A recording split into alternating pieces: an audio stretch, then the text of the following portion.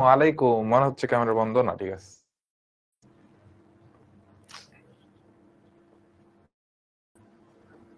আসসালামু আলাইকুম সবাইকে। কেমন আছি আমরা সবাই? দেখা গেল আমাদের হিসাব বিজ্ঞানের খুবই মজার একটা ক্লাসে। আজকের ক্লাসটা মজা হবে একটা রিজনে, বিকজ আজকের ক্লাসটায় আমরা এমন কিছু জিনিস শিখবো, এমন কিছু জিনিস পড়বো, যেই জিনিসগুলো আমাদেরকে আগামী আমাদের এইচএসসি লাইফে অনেক পেইন দিবে। একটা ওয়ার্ড, একটা লাইন একভাবে লিখলে ম্যাথ করতে হয় একভাবে, একটা ওয়ার্ড, একটা লাইন, একটা ওয়ার্ড চেঞ্জ করে দিলে ম্যাথ করতে হয় আরেকভাবে। তো এই সমস্ত প্রবলেম, এই সমস্ত গ্যাঞ্জাম, এই সমস্ত কিছুর সমাধান আমরা কিভাবে করতে পারি, কত সহজে করতে পারি এবং কি কি করতে পারি, সে পুরো জিনিসটা আজকে আমরা ক্লাসে দেখবো। সো যারা যারা ক্লাসে আসছি সবাইকে স্বাগতম। যারা যারা ক্লাসে এখনো জয়েন করেনি তারা তারা একটু ফ্রেন্ডদেরকে ডেকে নিয়ে আসি যে ভাইয়া ক্লাসটা শুরু হয়ে গেছে, তাড়াতাড়ি জয়েন করে ফেলো, তা না হলে ভাই দেরি হয়ে যাবে। যারা যারা সালাম দিয়েছো সবাইকে ওয়ালাইকুম আসসালাম। ওকে, সো আজকের ক্লাসে আমরা কি কি শিখবো সেটা তো একটু কিছু জানা দরকার, তাই না? আজকের ক্লাসে আমরা তিনটা জিনিস দেখবো: ভ্যাট, বাট্টা, তারপর নগদ প্রাপ্তি জাবেদা, তারপর হচ্ছে নগদ প্রদান জাবেদা। যারা যারা ক্লাসে টাইটেল দেখে আসছো, ক্লাসের টাইটেল ছিল নগদ প্রাপ্তি, নগদ প্রদান। তো বেসিক্যালি এই দুইটা জিনিসই আমরা মেইনলি শিখবো। বাট আমরা এই যে ভ্যাট আর বাট্টা, এটা নিয়ে আমাদের অনেক অনেক কনফিউশন। সো এই কনফিউশনটা ক্লিয়ার করে আমরা সামনে আগাবো। ভ্যাটেরটা তাও একটু সহজ, কিন্তু ভাইয়া যখন বাট্টাটায় আসবো তখন তোমার মাথাও ঘুরবে, আমার মাথাও ঘুরবে। তার কারণ একই ওয়ার্ড, একই জিনিস, একই লাইন, বাট ডিফারেন্ট ডিফারেন্ট ওয়েতে, ডিফারেন্ট ডিফারেন্ট ম্যাথে ডিফারেন্ট ভাবে দেওয়ার জন্য পুরো জিনিসটা একটু উল্টা পাল্টা লাগতে পারে। সো লেটস সি আমরা পুরো জিনিসটা কতটুকু সুন্দর করে গুছায় সাজায় তোমাকে পড়াইতে পারি, যাতে করে তোমরা তোমাদের জন্য, মানে তোমাদের পরীক্ষার জন্য সুন্দর মতো করতে পারো। ওকে ভাইয়া, এগুলো করতে গিয়ে জাবেদা লাগবে ভাইয়া। অ্যাকাউন্টিং এর পথে এ উচ্চারণ করতে হইলেও মনে জাবেদা লাগবে। Believe me or not, accounting এ আমাদের এক পা সামনে আগাইতে হইলেও আমাদের জাবেদা লাগবে। সো আজকের ক্লাসটা আমাদের ডিরেক্টলি জাবেদা লাগবে না, বাট ইনডিরেক্টলি জাবেদা লাগবে। ওকে, আমি তাহলে সামনে যাই, ভ্যাট নিয়ে শুরু করি। সো আমাদের ক্লাসের প্রথম টপিকে আমরা ভ্যাট দিয়ে স্টার্ট করতেছি। সো ভ্যাটের থেকে আমাদের এখানে জাবেদাটা মেইনলি শিখানো।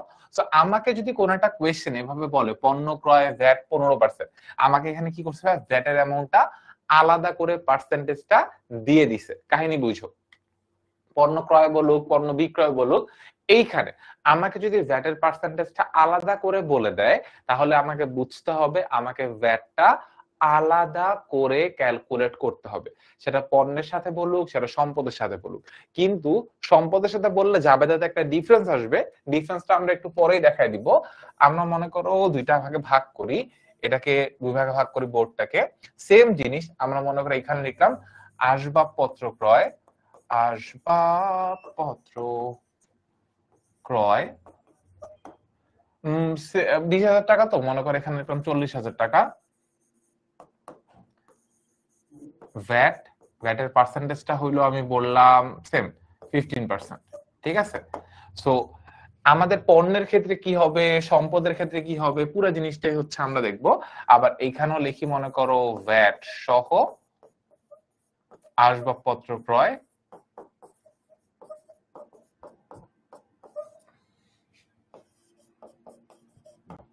কত টাকা ভাইয়া?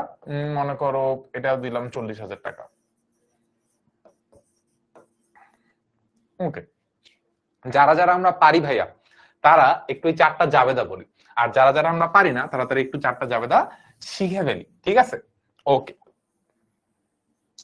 এখন প্রশ্ন হচ্ছে যে আমাকে কোনো একটা জায়গায় যদি এরকম ভ্যাটের পার্সেন্টেজটা আলাদা করে দেয়া থাকে সেক্ষেত্রে কি করব, আর যদি আমাকে বলা থাকে ভ্যাট সহ সেক্ষেত্রে আমি কি করব। প্রথম কথা হচ্ছে, ভ্যাট সহ বলা থাকলে ভ্যাটের অ্যামাউন্টটা একটু বের করে নিতে হবে আমাদেরকে পণ্যের ক্ষেত্রে। সম্পদের ক্ষেত্রে আমার বের না করলেও হবে, এটা নিয়ে কোনো ধরনের কোনো সমস্যা নাই। এবার যদি আমরা আসি যে পণ্য ক্রয় 20,000 টাকা, ভ্যাট 15%, এটা বের করা খুবই ইজি। জাস্ট আমার 20,000 টাকার উপর 15% করলে আমার ভ্যাটের অ্যামাউন্টটা বের হয়ে যাবে, তাই না? তাহলে আমার জাবেদা কি হবে? আমার জাবেদা হবে ক্রয় ডেবিট, ডান।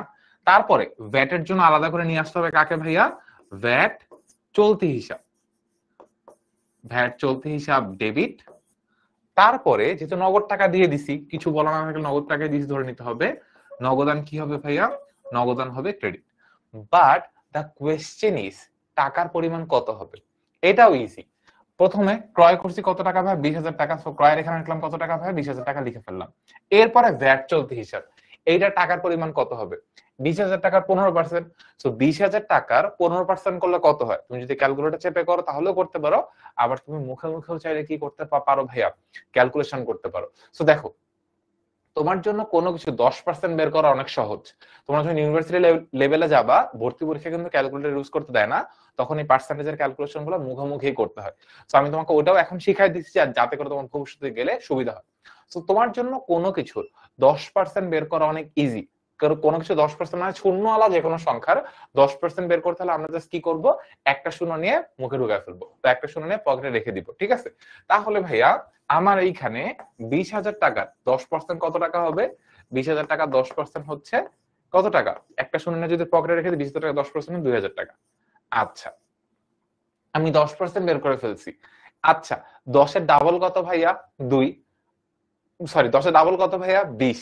আর 10 এর অর্ধেক কত ভাইয়া? 5। তাহলে আমি যদি 10% বের করে ওটাকে 2 দিয়ে গুণ করে দিই, তাহলে আমার কত পার্সেন্টের মান আসবে? 20% এর মান। আর 10% বের করে ওটাকে যদি 5 দিয়ে ভাগ করে 2 দিয়ে ভাগ করে, তাহলে কত পার্সেন্টের মান বের হবে ভাইয়া? 5% এর মান। আবারও বলতেছি, 10% বের করার পর ওটাকে 2 দিয়ে গুণ করলে কি আসবে ভাইয়া? 20% এর মান। আর 10% বের করার পর ওটাকে 2 দিয়ে ভাগ করলে কত পার্সেন্টের মান আসবে? 5% এর মান। তো আমি যদি 2000 কে 2000 ভাগ 2 করি, তাহলে যে অ্যামাউন্ট আসবে 1000 টাকা, এই 1000 টাকা কত পার্সেন্টের মান? 1000 টাকা হচ্ছে 5% এর মান। আমরা একটু এটারে ডাক্তারে একটু, হ্যাঁ। সো আমার 2000 আর 1000 যোগ করলে কত হয় ভাইয়া? 3000 টাকা।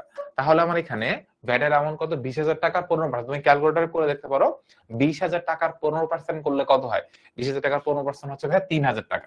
সো আমি মুখোমুখি ক্যালকুলেট করতে পারি, আমি ক্যালকুলেটর দিয়েও ক্যালকুলেট করতে পারি। আর নগদান হিসাব ক্রেডিট তাহলে কত টাকা আসবে? নগদান হিসাব ক্রেডিট আসবে হচ্ছে 23,000 টাকা। এতটুকু ভাইয়া, এই পার্টের ক্যালকুলেশন বুঝতে কারো কোনো প্রবলেম আছে কিনা বলো? না ভাইয়া, এই ক্লাসটা পরে ডাউনলোড করা যাবে না, ঠিক আছে? এই ক্লাসটা পরে ডাউনলোড করা যাবে না। আচ্ছা, এবার আমরা আসি। সো আমাদের এটা ক্যালকুলেশন একদম সহজ, যে পণ্য ক্রয় অবস্থা ভ্যাটের পার্সেন্টেজ বলে দিচ্ছে, আমরা জাস্ট আলাদা করে ভ্যাটটা ক্যালকুলেট করলাম। আচ্ছা, সেম জিনিস যদি আমাকে এই কোশ্চেনটা থেকে এই কোশ্চেনের ডিফারেন্স, আমরা নিচে যাওয়ার আগে, মানে ভ্যাট শহর কেসে যাওয়ার আগে আমরা সেমটা একটা সম্পদের ক্ষেত্রে আসি। সম্পদের ক্ষেত্রে ভাইয়া অলওয়েজ মনে রাখবা, আমরা পণ্যের ক্ষেত্রে আনুষঙ্গিক খরচগুলোকে যেমন আলাদা আলাদা নামে লিখি। ফর এক্সাম্পল, আমার এখানে যদি বলা থাকতো পণ্য ক্রয় ভ্যাট 15%, বহন খরচ 2,000 টাকা, প্যাকিং খরচ 1,000 টাকা, আমরা এই বহন খরচ, প্যাকিং খরচ এগুলো আলাদা আলাদা হিসাব নামে লিখতাম। কারণ পণ্যের ক্ষেত্রে প্রত্যেকটা আনুষঙ্গিক খরচকে আলাদা আলাদা নামে লিখতে হয়, এটা অ্যাকাউন্টিং এর নিয়ম। কিন্তু সম্পদের ক্ষেত্রে আমরা কোনো আনুষঙ্গিক খরচকে আলাদা নামে লিখতে পারবো না।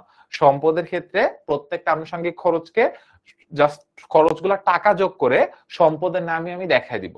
সেটা ভ্যাট হোক, সেটা বহন খরচ হোক, সেটা সংস্থাপন ব্যয় হোক, এগুলো সবগুলোর দাম আমরা যোগ করে ভাই কি সম্পদের নামে ডেবিট করব। এখানে একটা এক্সেপশন আছে, যে এক্সেপশনটা অ্যাকাউন্টিং ফার্স্ট পেপারের অধ্যায় 8-এ যে আমরা শিখবো, বা এখনো শিখে রাখতে পারি, যে বীমা খরচটা আমরা সম্পদের মূল্যের সাথে যোগ করব না। তার কারণ বীমা খরচটা একটা মুনাফা জাতীয় ব্যয়। বীমা খরচ বা যে কোনো খরচ যেগুলোর মেয়াদ 1 বছরের কম, সেই খরচগুলো আমরা সম্পদের মূল্যের সাথে যোগ করব না। বাট আমাদের ওই রকম কমপ্লেক্সিটি অনেক কম আসে, বীমা খরচটা মনে রাখলেই হয়। বীমা খরচ ছাড়া অন্য সকল খরচ আমরা কি করব ভাইয়া? সম্পদের মূল্যের সাথে যোগ করে দেখাবো। সো আমার যখন এরকম সম্পদের ক্ষেত্রে, যে কোনো সম্পদের ক্ষেত্রে জাবেদা করতে হলে জাবেদা কি হইতে হবে ভাইয়া? এখানে যদি আসবাবপত্র বলা আছে আমরা আসবাবপত্র লিখলাম, যদি যন্ত্রপাতি বলা থাকতো তাহলে আমরা যন্ত্রপাতি লিখতাম, যদি বলা থাকতো কম্পিউটার, ফ্রিজ, এসি, টিভি, তাহলে আমরা কি লিখতাম ভাইয়া? অফিস সরঞ্জাম লিখতাম। তো আসবাবপত্র ডেবিট, আর ক্রেডিট কি হবে ভাইয়া? নগদান হবে ক্রেডিট, ঠিক আছে? ডেবিট আর ক্রেডিট। টাকার পরিমাণ কত হবে? 40,000 টাকার 15% করলে কত হয়? 40,000 টাকা 10% হচ্ছে 4,000 টাকা, 5% হচ্ছে 2,000 টাকা, তাহলে হচ্ছে 4 আর 2 মিলে হয় 6। তো আসবাবপত্র ডেবিট, নগদান ক্রেডিট, টাকার পরিমাণ কত হবে ভাইয়া? 46,000। 46,000 জাস্ট প্রথম ইনিশিয়াল কনসেপ্ট। সম্পদের ক্ষেত্রে আমরা ভ্যাটের টাকাটাকে জাস্ট সম্পদের মূল্যের সাথে যোগ করে দেখাইলাম, আর পণ্যের ক্ষেত্রে আমরা ভ্যাটটাকে কি করে দেখাইলাম ভাইয়া? আলাদা একটা হিসাব নামে ওপেন করলাম, ভ্যাট চলতি হিসাব, সেই হিসাবের মধ্যে ভ্যাটটা দেখাই দিলাম। এই হলো ভাইয়া পণ্য, আর এই হলো ভাইয়া সম্পদ। যদি ভ্যাটের পার্সেন্টেজ আমাকে আলাদা করে কোয়েশ্চেনে বলা থাকে, ইন দ্যাট কেস ভাই আমি এই কাজটা করব। কিন্তু কিন্তু বলার আগে মানে কিন্তু হচ্ছে যে আমরা এই পার্টে যখন যাবো তখন যে ডিফারেন্স হবে সেটার পার্ট হচ্ছে কিন্তু, বাট এতটুকু বুঝতে কারো কোনো প্রবলেম আছে নাকি ওটা একটু আগে আমাকে বলো। প্রবলেম না থাকলে আমরা সামনে আগাবো, আর প্রবলেম থাকলে আমরা আরেকবার বুঝাবো। দেখো, আচ্ছা, এখন ভর্তি হলে কি এই ক্লাসগুলো পাওয়া যাবে? ইয়েস, এখন ভর্তি হলে এই ক্লাসগুলো না, বেসিক্যালি হচ্ছে যে এই ক্লাসটা তো বেসিক্যালি আমরা তোমাদের ফ্রি নিচ্ছি, বাট আমরা আমাদের পেইড ব্যাচে এরকম এক একটা চ্যাপ্টারে ক্লাস ডিভাইড করা আছে। সো যেই ক্লাসগুলো অলরেডি হয়ে গেছে ওই ক্লাসগুলোর রেকর্ডিং তুমি এখন এই মুহূর্তে কোর্স কিনলেই জয়েন করলে পেয়ে যাবা। বিকজ আমরা যে ফরম্যাটে ক্লাস নেই, অ্যাকাউন্টিং ক্লাসটা প্রতি সপ্তাহে 3 দিন হয়। সপ্তাহে 3 দিন হচ্ছে 8:30টার দিকে হয়, রবি, মঙ্গল, বৃহস্পতি। 8:30টায় প্রতিদিন যে ক্লাস, আমরা অলরেডি অধ্যায় 1 অধ্যায় 2 শেষ করে ফেলছি। অধ্যায় 1 এবং অধ্যায় 2 সব রেকর্ডেড ক্লাস অলরেডি দেয়া আছে। তুমি এখন চাইলে এখন কোর্স কিনে এখনই যদি জয়েন করো তাহলে তুমি অধ্যায় 1 ও 2 এর সব রেকর্ডেড ক্লাস পেয়ে যাবা। ইভেন গতকালকে অধ্যায় 3 এর ক্লাস স্টার্ট হইছে, অধ্যায় 3 এর গতকালকে ক্লাসটা তুমি এখনোই অ্যাপে পেয়ে যাবা। অধ্যায় 3 অধ্যায় 3 এর অলমোস্ট 5টা ক্লাস হবে, একটা ক্লাস হয়ে গেছে, আর 4টা ক্লাসের পর অধ্যায় 3ও আমাদের শেষ হয়ে যাবে। সো বুঝতেই পারতেছো আমরা আস্তে আস্তে আস্তে আস্তে করে পুরো আগে ফেলতেছি। তো দেখা যাক কি হয়। যারা যারা বুঝে গেছো তারা তো বুঝে গেছো, আর যারা যারা একটু বুঝতে কষ্ট হচ্ছে আমি জাস্ট সিম্পল আরেকবার রিভাইজ দিয়ে দিচ্ছি। পণ্যের ক্ষেত্রে ভ্যাট আলাদা করে বলা থাকলে জাস্ট ভ্যাটের ক্যালকুলেশন আমরা আলাদা করে করব, জাস্ট সিম্পল পার্সেন্টেজ করলেই হচ্ছে। আর সম্পদের ক্ষেত্রেও জাস্ট ভ্যাট আলাদা করে বলা থাকে, সিম্পল আলাদা করে মানে পার্সেন্টেজ ক্যালকুলেশন করলেই হচ্ছে। বাট দ্য ফ্যাক্ট ইজ পণ্যের ক্ষেত্রে আমরা যে কোনো আনুষঙ্গিক খরচকে আলাদা নামে লিখি, যেমন সেটা ভ্যাট হোক, প্যাকিং খরচ হোক, বহন খরচ হোক। বাট সম্পদের ক্ষেত্রে আমরা সেই খরচগুলোকে আলাদা নামে লিখি না, রাদার ওই খরচটাকে সম্পদের নামেই ডেবিট করি, জাস্ট টাকার অ্যামাউন্টটা সম্পদের টাকার সাথে কি করে দিই ভাইয়া, যোগ করে দিই। জাস্ট সিম্পলি এখানে এই 15% যে ভ্যাটের টাকাটা, এই টাকাটা সম্পদের সাথে কি করে দিছি ভাইয়া, যোগ করে দিছি। কাহিনী শেষ। ওকে, এবার যখন আমার কোয়েশ্চেনে ভ্যাট সহ বলা থাকবে তখন ভাই গ্যাঞ্জামটা কি? যখন আমার কোয়েশ্চেনে ভ্যাট সহ বলা আছে তখন আমার কি করতে হবে? আমার কোয়েশ্চেনে যদি ভাইয়া ভ্যাট সহ বলে দেয়, আমাকে ভ্যাটের টাকার ক্যালকুলেশন করার জন্য কি করতে হবে ভাইয়া? ভ্যাটের টাকার ক্যালকুলেশন করার জন্য গুণ 15 ভাগ 115 করতে হয়। যখন আমার কোয়েশ্চেনে এরকম ভ্যাট সহ বলে দেয়, 1991 সালের ভ্যাট আইন অনুযায়ী কিছু বলা না থাকলে আমরা ভ্যাট 15% ধরে নিই, ঠিক আছে? সো ইন দ্যাট নোশন আমাদের যদি কোন একটা কোয়েশ্চেনে ভ্যাট সহ বলে দেয় তখন বুঝে নিব এই যে টাকার অ্যামাউন্ট এখানে বলা আছে, এই টাকার অ্যামাউন্টের মধ্যে পণ্যের দামও আছে, এই টাকার অ্যামাউন্টের মধ্যে কি ভাইয়া, ভ্যাটের টাকাটাও বলে দেওয়া আছে। এটার মধ্যে কি আছে ভাইয়া, পণ্যের দামও আছে, এটার মধ্যে কি আছে ভাইয়া, পণ্যের মূল্যটাও কি আছে ভাইয়া, দিয়ে দেওয়া আছে। সো এইখান থেকে ভ্যাটের টাকাটা ক্যালকুলেট করার জন্য আমার কি করতে হবে?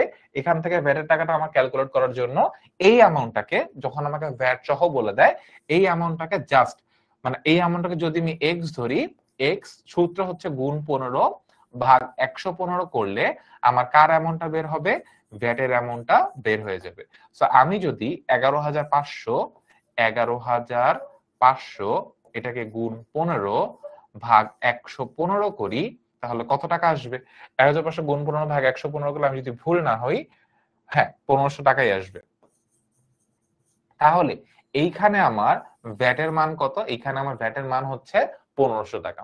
সো আমি আমার কোয়েশ্চেনের মধ্যে এই টাকার অ্যামাউন্টের মধ্যে ক্রয় মানে পণ্যের দামও আছে, ভ্যাটের টাকাটাও আছে। সো এখানে আমাকে যখন কোনো কোয়েশ্চেনে ভ্যাট সহ বলে দিবে, ইন দ্যাট কেস ভ্যাটের অ্যামাউন্টটা ক্যালকুলেট করার জন্য আমার কি করতে হবে, যে দামটা বলা আছে ওই দামটাকে গুণ 15 ভাগ 115 করতে হবে। এটা করলে আমি কি পাবো ভাইয়া, ভ্যাটের মানে অ্যামাউন্টটা পাবো। আচ্ছা, ভ্যাটের অ্যামাউন্টটা যদি আমি পেয়ে গেলাম, এবার আমার জাবেদা কি হবে? জাবেদা আগের বারের মতো সিম্পল, ক্রয় ডেবিট ভ্যাট চলতি হিসাব ডেবিট, আর নগদান কি হবে ভাইয়া, নগদান হবে হচ্ছে ক্রেডিট। ক্রয়ের অ্যামাউন্ট কত? ক্রয়ের অ্যামাউন্ট হচ্ছে আমাদের এই অ্যামাউন্টটা তো ভ্যাটের অ্যামাউন্ট। সো আমার টোটাল এই অ্যামাউন্টটা থেকে এই অ্যামাউন্টটা কি করতে হবে, বাদ দিতে হবে, তাহলে আমি ক্রয়ের অ্যামাউন্টটা পাবো। মানে আমার টোটাল অ্যামাউন্ট 11,500 এর বেশি তো হওয়া পসিবল না। সো আমি ভ্যাটে দিছি কত টাকা, 1500 টাকা। সো 11,500 থেকে এই 1500 বাদ দিলে আমি কার অ্যামাউন্টটা পাবো, 11,500 থেকে 1500 অ্যামাউন্টটা বাদ দিলে আমি আমার ক্রয়ের অ্যামাউন্ট পাবো। তাহলে ক্রয় কত টাকা করছে ভাইয়া, 10,000 টাকা। আর ওভারঅল নগদানে কত টাকা আসবে ভাইয়া, 11,500 টাকা। তো আমাকে যদি কোনো কোয়েশ্চেনে ভ্যাট সহ বলে দেয়, ইন দ্যাট কেস ভ্যাটের অ্যামাউন্টটা ক্যালকুলেট করার জন্য, কার অ্যামাউন্ট, ভ্যাটের অ্যামাউন্টটা ক্যালকুলেট করার জন্য আমি কি করব, যে অ্যামাউন্টটা বলা থাকে ওইটাকে গুণ 15 ভাগ 115 করব। করলে আমি কার মান পাবো ভাইয়া, ভ্যাটের অ্যামাউন্টটা পেয়ে যাব। আচ্ছা, ভ্যাটের অ্যামাউন্টটা পেয়ে গেলে ক্রয় মানে আমার টোটাল দাম থেকে ভ্যাটের অ্যামাউন্টটা বাদ দিলে আমি কাকে বের করতে পারবো, জাস্ট ক্রয় মূল্য কত সেই অ্যামাউন্টটা কি করতে পারবো ভাইয়া, বের করতে পারবো। শেষ। ওকে, 11,500 থেকে 1500 বাদ দিলে আমি কত টাকা পাইলাম, 10,000 টাকা পাইলাম। তাহলে আমার পণ্যের দাম কত, পণ্যের ক্রয় মূল্য 10,000 টাকা, ভ্যাটের অ্যামাউন্ট কত, ভ্যাটের অ্যামাউন্ট হচ্ছে 1,500 টাকা, আর আমার নগদান ক্রেডিট কত টাকা, টোটাল 11,500 টাকা। শেষ। আচ্ছা, কিন্তু ভাইয়া যদি আমাকে সম্পদের ক্ষেত্রে বলে আমার কি এত কষ্ট করার দরকার আছে, দরকার নাই তো। তার কারণ দেখো, আগের অঙ্কে আমাকে ফার্স্টে কষ্ট করে ভ্যাটের অ্যামাউন্টটা বের করতে হইছে, দেন ভ্যাটের অ্যামাউন্টটা যোগ করতে হইছে, যোগ করার পরও যাবে দেখি, মানে ভ্যাট যেখানে আলাদা করে বলা আছে, আলাদা করে বলার পর আমার যাবে দেখি কোনো চেঞ্জ আসছে, আমার জাবেদা তো আসবাব ডেবিট নগদান ক্রেডিটই হইছে। আলটিমেটলি আমি জাস্ট ক্রয় মূল্যের সাথে ভ্যাটের অ্যামাউন্টটা যোগ করে দিছি। আর আমার এইখানে ভ্যাটের অ্যামাউন্টটা অলরেডি যোগ করেই বলে দিছে, আমার কষ্ট অর্ধেক কমাই দিছে। তাহলে আমার কি আর কষ্ট করার দরকার আছে? তাহলে জাবেদা কি হবে, এখানে জাবেদা হবে আসবাবপত্র ডেবিট নগদান ক্রেডিট। ঠিক আছে, কত টাকা কত টাকা, 40,000 টাকা 40,000 টাকা। মানে আমার এখানে কষ্ট আর করার দরকারই নেই।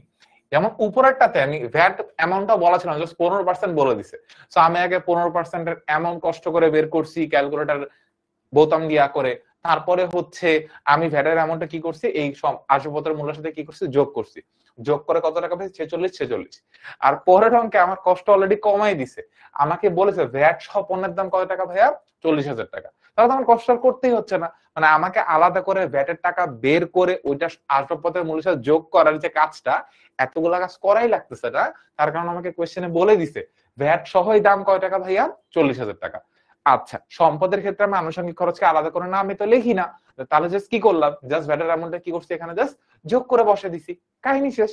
ওকে, মানে এখানে যোগ করে বসে, এখানে আমার কোনো কিছু করাই লাগেনি, জাস্ট টোটাল দামটা এখানে কি করছি, জাস্ট বসাই দিছি, কাহিনী শেষ।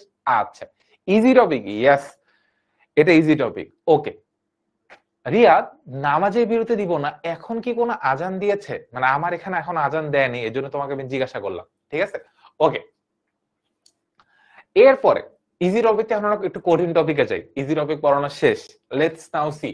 আমাকে 3টা লেনদেন বলা আছে, তোমরা যদি বইয়ের থেকে অঙ্ক সলভ করতে যাও, সেটা নগদান বই হোক বা অধ্যায় 2 এর ম্যাথই বেসিক্যালি যখন আমরা সলভ করতে যাই, নগদান বই হোক বিবরণী ছক হোক, আমাদের এরকম অনেক সময় আইটেম দেয়া থাকে যে জানুয়ারি 10 তারিখে বাট্টা এত টাকা পণ্য ক্রয়, সালসাবিল থেকে এত টাকা পণ্য ফেরত আসছে, আর এত টাকার অর্ধেক পরিশোধ।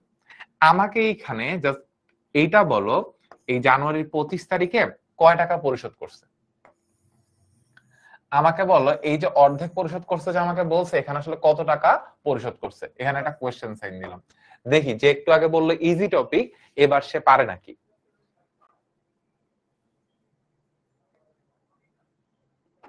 ওকে, তো আমার কাহিনী হচ্ছে যে অনেকে এই জায়গাটা অনেক বেশি কনফিউজড হয়ে যায় যে ভাই অর্ধেক যে পরিশোধ করছে, অর্ধেক পরিশোধের পাশে পরে আসি, আগে আমি উপর থেকে আসি। কি বলছে, 10% বাট্টায় সালসাফিল ট্রেডার্স থেকে বাকিতে পণ্য ক্রয়। সো প্রথম কথা, এখানেও বাট্টা বলা আছে, এখানেও বাট্টা বলা আছে, দুইটার মধ্যে কি কোনো ডিফারেন্স আছে? অবশ্যই আছে। দেখো, পণ্য ক্রয় বিক্রয়ের সময় সেটা নগদে করুক, বাকিতে করুক, চেকে করুক, বিলে করুক, পণ্যের ক্ষেত্রে কোনো বাট্টা দেয়া থাকলে সেই বাট্টাকে আমরা কি বলি, কারবারি বাট্টা। পণ্য ক্রয় বিক্রয়ের সময় যে বাট্টা দেয়া থাকে সেটাকে আমরা কি বলি ভাইয়া, কারবারি বাট্টা বলি। ওকে, আচ্ছা রিফাত ভাইয়া মাস্টার বুক চাই। ওকে, মাস্টার বুক এখন ভাইয়া আমরা আমাদের কোর্সের শুরু থেকেই বলছি আমরা এট দিস পয়েন্টে মাস্টার বুক দিতে পারতেছি না। আমরা যেটা মাস্টার বুকের একটা ফর্মুলা আমি তোমাকে একদম স্ট্রেইট কাট সহজ সত্যি স্বীকারোক্তি দিই। মাস্টার বুকের ক্ষেত্রে একটা জিনিস হচ্ছে, আমাদের প্রত্যেকটা ট্রেনিং স্কুলে যে মাস্টার বুক গুলো বানানো, প্রত্যেকটা মাস্টার বুক বানানোর পিছনে একটা ডেডিকেশন, একটা এফোর্ট, একটা টাইম, অনেক কিছু দেওয়া আছে। এটা ইম্পসিবল না যে আমি চাইলে, তুমি মনে করো মাস্টার বুক চাইতেছো রিফাত, খুব ভালো কথা, আমি এখন মাস্টার বুক বানানো স্টার্ট করলাম, 1-2 দিনে সব জায়গা থেকে কন্টেন্ট মডেল রিসার্চ করে মনে করো 10 জন একটা টিম নিয়ে বানায় ফেললাম। মাস্টার বুক আমার বানাইতে 15 দিন লাগছে, এরপর ছাপায় তোমাকে দিয়ে দিলাম। তোমার কি মনে হয় এটার কোয়ালিটি ভালো হবে? অবশ্যই ভালো হবে না। কারণ প্রত্যেকটা জিনিস গুছায় সাজায় রিসার্চ করে দিতে, টাইপ করে আসতে it takes a time. And যদি টাইম না লাগে, আমি তাড়াহুড়ো করে কাজ করি, তুমি তাড়াহুড়ো করে একটা অ্যাকাউন্টিং এর ম্যাথ করতে যাও, তাড়াহুড়ো করে যদি তুমি অ্যাকাউন্টিং এর ম্যাথ মিলাইতে পারো, তাহলে ভাইয়া এসে বলে যে ভাই অঙ্কটা মিলছে। তুমি তাড়াহুড়া করে একটা একটা অ্যাকাউন্টিং এর ম্যাথ করতে গেলে ভুল হবে। তাহলে তুমি চিন্তা করো, তাড়াহুড়া করে একটা অ্যাকাউন্টিং এর মাস্টার বুক, যেখানে ফুল এইচএসসি অ্যাকাউন্টিং এর এ টু জেড কভার করব, ওইটা যদি তাড়াহুড়া করে বানাতে যাই, তাহলে কি হবে? ডিজাস্টার হবে। তো আমি অ্যাজ অ্যান অ্যাকাউন্টিং ইন্সট্রাক্টর, আমি কি চাবো সেটা কখনো হোক? কখনোই হোক না। তো এই জন্য আমরা এই ব্যাচে মাস্টার বুক বানাইতে পারতেছি না, এবং আমরা শুরু থেকেই বলছি যে এই ব্যাচে আমরা মাস্টার বুক দিতে পারবো না। আচ্ছা, তো মাস্টার বুক নাই, তাহলে সমাধান কি? সমাধান হচ্ছে, বলে দিছিলাম যে আমরা মার্কেটে এখন এইচএসসির জন্য যে তোমাদের বইগুলো আছে, তোমরা ওই বইটা শেষ করতে পারবা না, বিলিভ মি। ওয়ালিউল্লাহ স্যারের বই হোক বা দীপক কুমার নাগ স্যারের বই হোক, যে কোনো একটা বই কেন, অথবা অক্ষরপত্র প্রকাশনের বই কেন। অক্ষরপত্রটা আমি নিজে পড়িনি, বাট দীপক কুমার নাগ স্যারের বইটা আমি আমার নিজে পড়ছি, তারপর ওয়ালিউল্লাহ স্যারের বইটা আমি নিজে পড়ছি, ইভেন এখনো পড়ি, তোমাদেরকে পড়ানোর জন্য আমার পড়া লাগে। সো বইগুলো ভালো, ঠিক আছে। তুমি যদি ওইরকম এমন না ভাই 3টাই কিনা ফেলাইছো, দরকার নেই, যে কোনো একটা কিনো। ওয়ালিউল্লাহ স্যারের বইটা ইজি আছে, কিনতে পারো, যে কোনো একটাও কিনো। তাহলে ওই একটা বই তুমি শেষ করতে পারবা না। It's a open challenge to you, যে ভাই একটা বই কিনে পুরোটা তুমি শেষ করে আমাকে দেখাও। তার রিজনটা হচ্ছে অ্যাকাউন্টিং এর বইগুলো এত বড় বড়। তার মানে বইয়ের ভিতরে যে অনেক কন্টেন্ট এরকম না, অ্যাকাউন্টিং এর বইয়ের ভিতরে উদাহরণ অনেকগুলা, সৃজনশীলের প্র্যাকটিস অনেকগুলা, এন্ড ওগুলো করলে তুমি বোর্ডের কোনো ম্যাথ ইনশাআল্লাহ আটকাবা না, ঠিক আছে। সো রিফাত, আই বিলিভ ভাই তুমি তোমার প্রশ্নের উত্তর পেয়ে গেছো, আর ততক্ষণে আমি আমার উত্তরটা পেয়ে গেছি যে ঠাডা কেন তোমাদের উপর পড়বে? ঠাডা পড়ে নাই, ঠাডা পড়ার জন্য বৃষ্টি পড়া লাগবে, এখন তো শীতকাল, বৃষ্টি এখনো পড়তেছে না। ওকে, আসি। ক্লাসের রেকর্ড না ভাইয়া, এই ক্লাসের রেকর্ডটা আসলে থাকবে না, মানে এই ক্লাসের রেকর্ড তোমাদেরকে ডিরেক্টলি দেওয়া হবে না, জাস্ট এই ক্লাসটা ক্লাসের মতো করেই করতে হবে। আর ক্লাসের রেকর্ড হয়তো পরে কখনো দেওয়া হবে, বাট ইনস্ট্যান্ট পাওয়ার কোন সুযোগ নেই। ওকে, আসি। সো হাবিব বলছে 29,100 টাকা হবে। ওকে, আসি। আর উল্টাপাল্টা কথা আমরা না বলি, যা বলার বলে ফেলছি অলরেডি, এবার আমরা ক্লাসে ফোকাস করি। আচ্ছা, তো এখানে আমাকে বলছে অর্ধেক পরিশোধ করতে হবে। তো প্রথম কথা, সালসাবিল ট্রেডার্স আসলে পাইতো কত টাকা, এটা আগে আমাকে বের করতে হবে। অনেকে এই জায়গায় যে ভুলটা করে, যে এইখানে মনে করে পণ্য ক্রয় 70,000 টাকা, 30,000 টাকার মানে ফেরত দিছে, তাহলে হচ্ছে 63 মানে 67,000 টাকা, এরপর ওটার অর্ধেক পরিশোধ করছে। না ভাইয়া, কাহিনী দেখো, আমাদের এই বারটাকে আমরা কি বলছি? কারবারি বারটা। সো পণ্য ক্রয় বিক্রয়ের সময় যে বার্তা দেয়, সেই বার্তাকে আমরা কি বলি? কারবারি বার্তা। সো কারবারি বার্তা হিসাবের কোথাও কি করতে হয় না ভাইয়া? দেখাইতে হয় না। আচ্ছা, জাস্ট এটা কি করতে হয়? মাইনাস করে দিতে হয়। 70,000 টাকা 10% করলে কত হয়? 70,000 টাকা 10% হচ্ছে 7,000 টাকা। মানে কি শিখাইছিলাম কি? যে কোনো ক্ষেত্রে 10% মানে একটা শূন্য কমায় ফেলবো। 70,000 টাকা 10% কত টাকা ভাইয়া? 7,000 টাকা। সো 70,000 টাকা থেকে 7,000 টাকা যদি বিয়োগ করে দিই, তাহলে কয় টাকা থাকে ভাইয়া? থাকে হচ্ছে আমাদের 63,000 টাকা। তাহলে পণ্য ক্রয় করছি কয় টাকার ভাইয়া? 63,000 টাকা। যাবে কি হবে? ক্রয় ডেবিট আর প্রদেয় হিসাব ক্রেডিট কত টাকা ভাইয়া? 63,000 টাকা। কাহিনী বুঝছি? ওকে। এরপরে সালসাবিল ট্রেডার্সকে পণ্য ফেরত দিছি। আমার 63,000 টাকার পণ্য আমি ওদের থেকে কি করছি ভাই? ক্রয় করছি। এবার 63,000 টাকার পণ্য ক্রয় করার পর দেখছি পণ্য ভালো না, এবার ওদের মানে 3,000 টাকার পণ্য কি করছে? ফেরত দিয়ে দিছি। 63,000 টাকা থেকে 3,000 টাকা বাদ দেওয়ার পরে সালসাবিল ট্রেডার্স আমার থেকে কত টাকা পায় এখন? ওরা আমার কাছে পাইতো 63,000 টাকা, 3,000 টাকার পণ্য দিয়ে দিছি, এখন তাহলে কয় টাকা পায়? 60,000 টাকা। এই 60,000 টাকা আমি ওকে এই 60,000 টাকার পুরাটা পরিশোধ করছি না, এই 60,000 টাকার কত পরিশোধ করছি? এই 60,000 টাকার অর্ধেক পরিশোধ করছি। আর অর্ধেক পরিশোধ করে কয় পার্সেন্ট বাড়টায় পরিশোধ করছি ভাইয়া? 3% বাড়টায় এই 60,000 টাকার অর্ধেক কি করছি ভাইয়া? পরিশোধ করছি। তাহলে এই 60,000 টাকার অর্ধেক কত? 60,000 টাকার অর্ধেক হচ্ছে 30,000 টাকা। আর 30,000 টাকার 3% করলে কয় টাকা হয়? যে কোনো কিছুর 1% মানে 2টা শূন্য কম। তাহলে 30,000 টাকা 30,000 টাকা শূন্য আছে কয়টা? 4টা। 4টা থেকে 2টা শূন্য যদি আমি ঘপ করে সরাই ফেলি, বা এখান থেকে নিয়ে করে ফেলি, মুখে ঢুকে ফেলছি, তাহলে শূন্য থাকে কয়টা? 3টা। তাহলে 30,000 টাকার ফার্স্টে 1% বের করব। 30,000 টাকা যে কোনো কিছু 10% মানে একটা শূন্য কম, আর 1% মানে 2টা শূন্য কম। তাহলে 30,000 টাকার 1% মানে কত টাকা ভাইয়া? 300 টাকা। 30,000-এর শূন্য 4টা, আমি যদি 2টা শূন্য খেয়ে ফেলি, তাহলে তার শূন্য থাকবে কয়টা? আর 2টা। তাহলে 30,000 টাকার 1% কত? 300 টাকা। তাহলে 3% কত হচ্ছে? 3 দিয়ে গুণ করে দিব।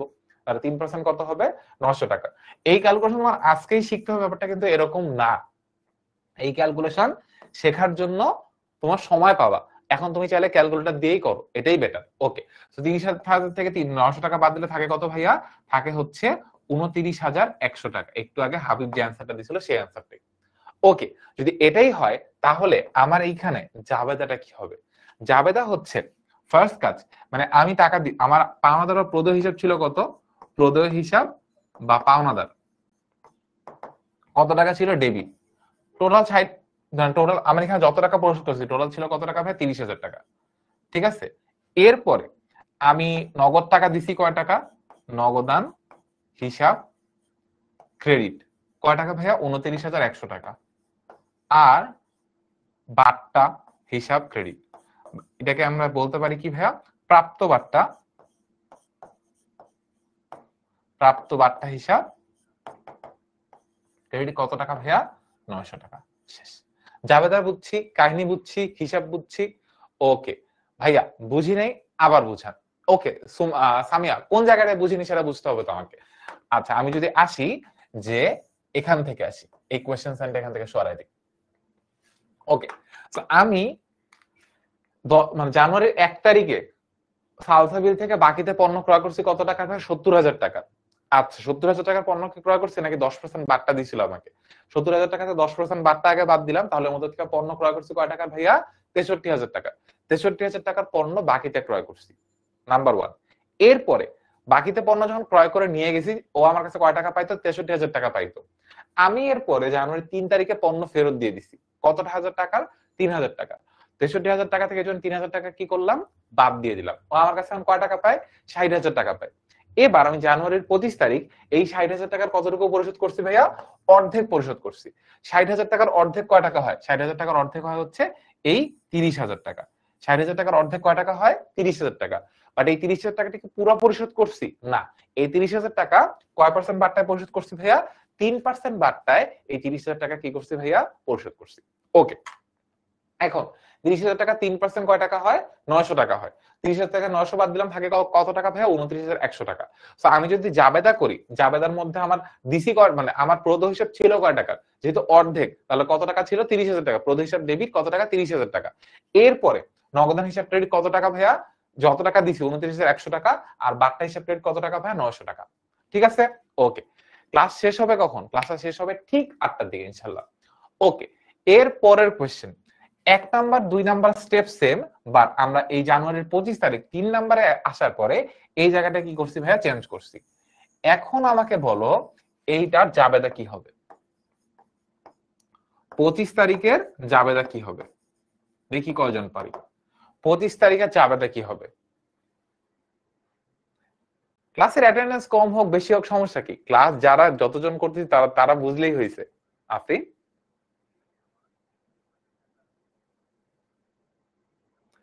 ইয়েস, সামিয়া বুঝেছে। আমার দেখেই ভালো লাগতেছে সামিয়া বুঝে গেছে। ওকে,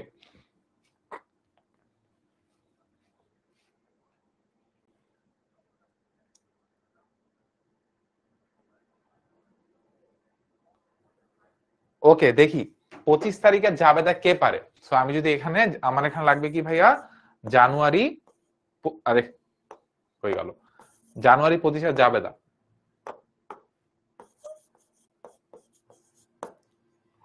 জানুয়ারি 25 তারিখে জাবেদা মানে আমি যে এইখানে ওকে পরিশোধ করছি, এখানে বাট্টার পরিমাণ কত, টাকার পরিমাণ কত, কি হবে?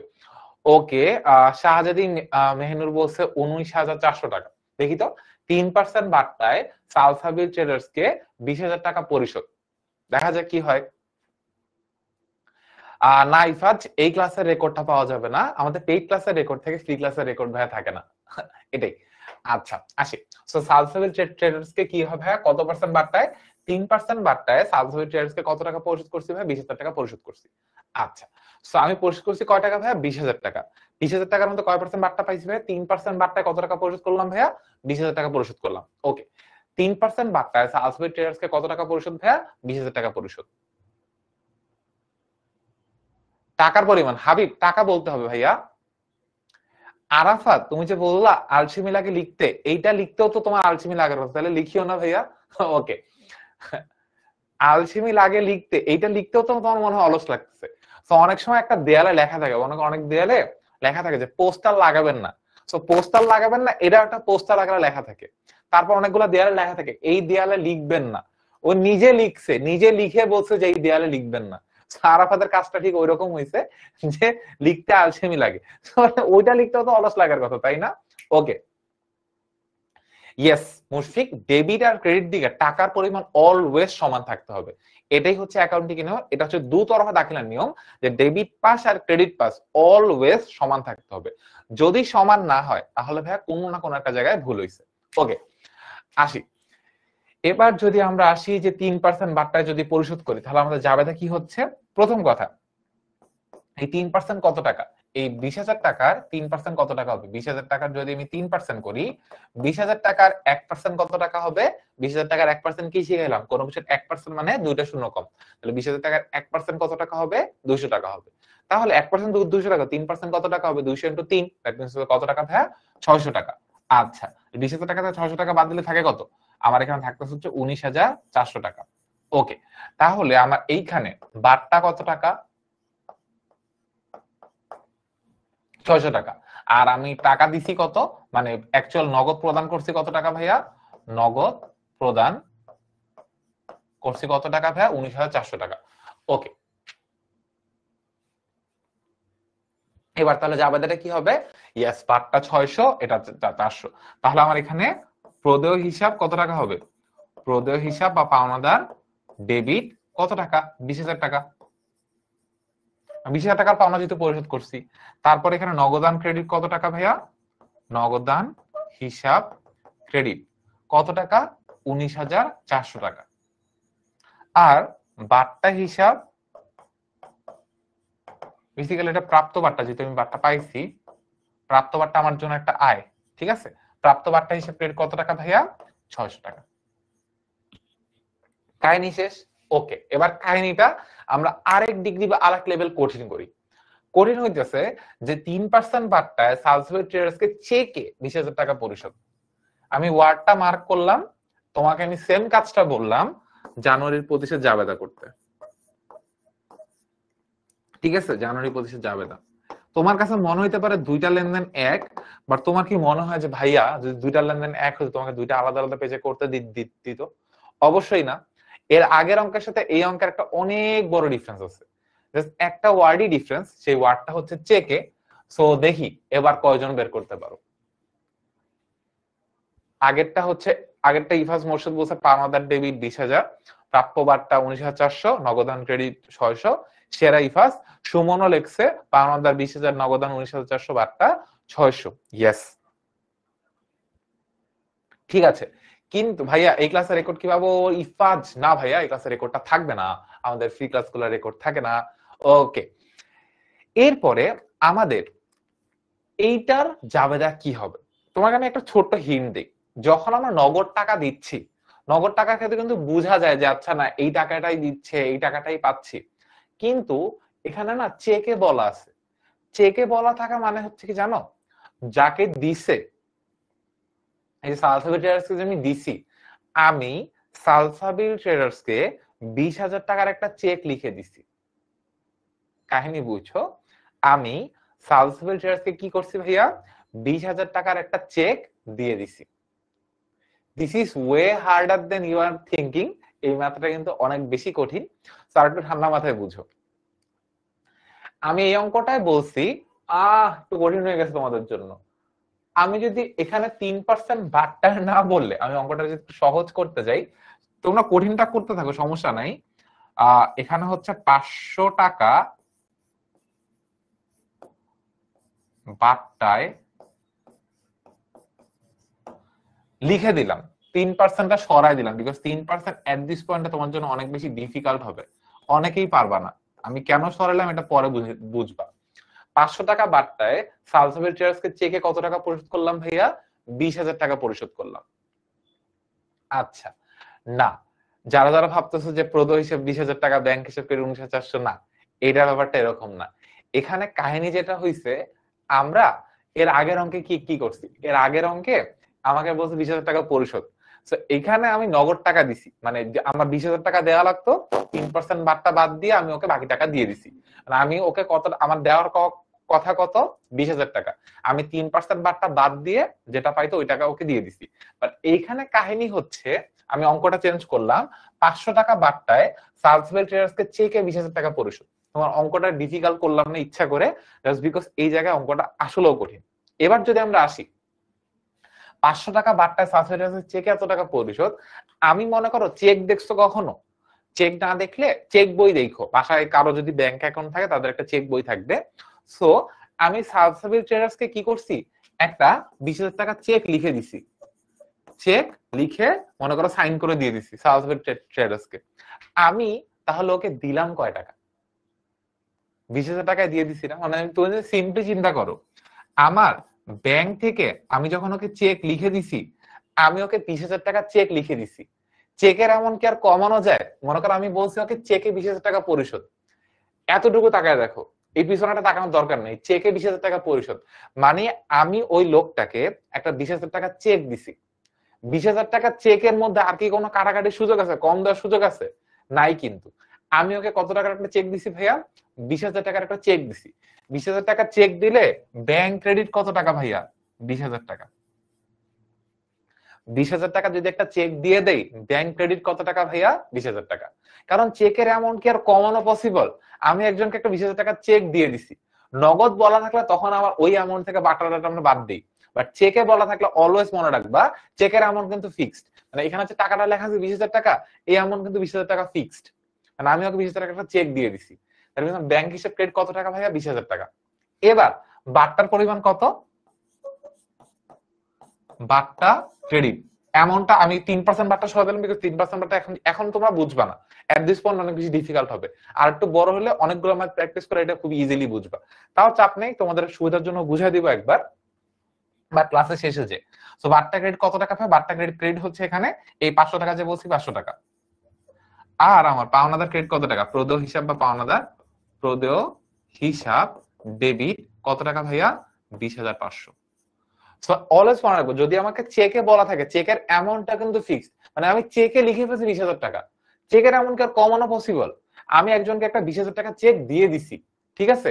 আমি যদি একজনকে 20,000 টাকা চেক দিয়ে দেই, তাহলে জাবেদা কি হবে? ব্যাংক হিসাব ক্রেডিট। মনে করো আমি এ কে 20,000 টাকা চেক দিছি, এতটুকু মনে, একজনকে 20,000 টাকা চেক দিছি, জাবেদা কি হবে? ব্যাংক ক্রেডিট হবে অবশ্যই। আর যাকে চেক দিছি পাওনাদার ডেবিট ব্যাংক ক্রেডিট, তাই না? আচ্ছা, এখন আমি একজনকে 20,000 একটা চেক দিছি, আবার এখানে বলছে বাট্টার অ্যামাউন্ট। সো চেকের অ্যামাউন্টটা ব্যাংক হিসাব ক্রেডিট 20,000 টাকা, বাট্টার অ্যামাউন্টটা ক্রেডিট 500 টাকা, আর টোটাল তাহলে প্রদেয় হিসাব কত টাকা ছিল? 20,500 টাকা। সো তোমরা এই অঙ্কটা করার সময় তোমাদের বই যখন চেকের অ্যামাউন্টটা বলা থাকে, অনেকেই এই আইটেমটা লেখার সময় ভুল করে লিখতা। আই বিলিভ আজকের পর চেক বলা থাকে তোমার এই আইটেমটা লিখতে আর কখনো ভুল হবে না। যাবে তো আই বিলিভ আর এটা নিয়ে কখনো ভুল হবে না। মনে রাখবে চেকের অ্যামাউন্ট বলা থাকলে চেকের অ্যামাউন্টটা ফিক্সড, ওইটাই দিতে হবে, বাড়বেও না কমবেও না, জাস্ট ওই অ্যামাউন্টটাই ফিক্সড। ঠিক আছে, এতটুকু মনে রাখলেই হবে। ওকে, বাট্টা পাইলাম তো 20,000 টাকা দিতে হবে, হাউ? আচ্ছা না, দেখো আরাফাত, বাট্টা পাইলাম 500 টাকা বাট্টায়, মানে ওই পাওনাদার আমার কাছে পাইতো 20,500 টাকা, ঠিক আছে? আমি ওকে 500 টাকা বাট্টায় কত টাকা দিছি ভাইয়া? আমার কাছে একজন পাইতো 20,500 টাকা, আমি ওকে 500 টাকা বাট্টা নিয়ে 20,000 টাকার একটা চেক লিখে দিছি। সিম্পল আইটেম হচ্ছে এইটা, এখানে অন্য কিছু বলা নেই। 500 টাকা বাট্টায় কত টাকা চেক পরিশোধ করছি ভাইয়া? 20,000 টাকা চেক পরিশোধ করছি। মানে চেক বলা থাকে ওই অ্যামাউন্টটা ফিক্সড, বাট্টার অ্যামাউন্টটা আলাদা করে বলা থাকলে সেই অ্যামাউন্টটা বাট্টা হিসেবে ক্যালকুলেট করতে হবে। ডান? ওকে, একটা কুইজ দিব। আচ্ছা, কুইজ দেওয়ার, ওকে, তোমরা যদি তো কুইজ চাইছো তাহলে আমাকে এখানে কুইজের অ্যামাউন্টটা বলো। এখানে বাট্টা কত?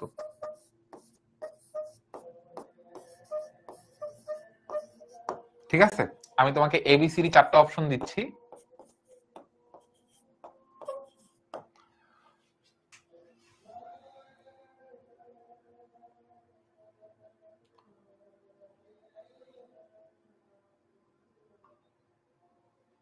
ওকে, দাঁড়াও, তোমরা এটা ক্যালকুলেশন করতে দেন, বাট্টা কত বলতে থাকো কমেন্টে, তোমাদের কুইজ দিচ্ছি আমি 1 মিনিটের মধ্যে।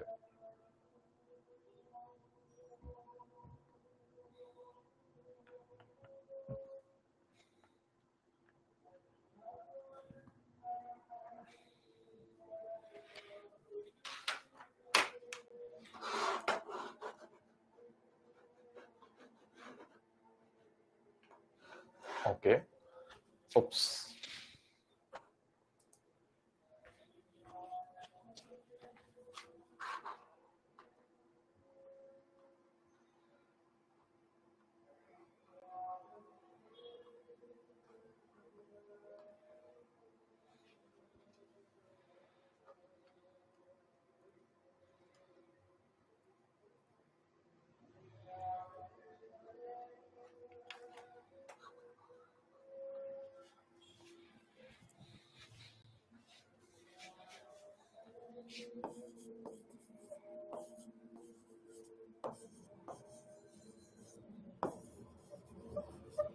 দেখি কয়জন পারো।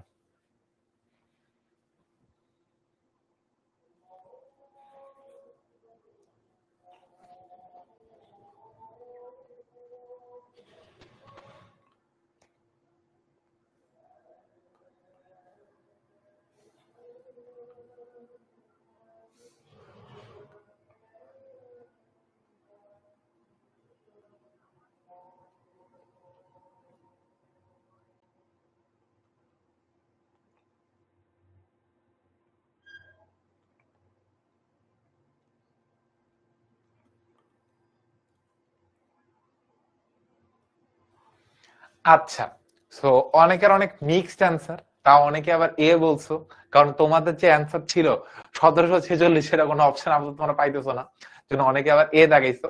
আচ্ছা, এবার আমরা একটু আর একটু সুন্দর করে জিনিসটাকে, সেন্টেন্সটা একটু বড়। বারটা বাদ দেওয়ার পরে কত টাকা পরিশোধ করছি ভাইয়া? সালফেটিয়াসকে 58,200 টাকা পরিশোধ করছি। আমার এর আগের অঙ্কগুলো কি ছিল? বারটা এত টাকা পরিশোধ, বারটা বাদ দিয়ে পরিশোধ বলা ছিল কি ভাইয়া বলতো?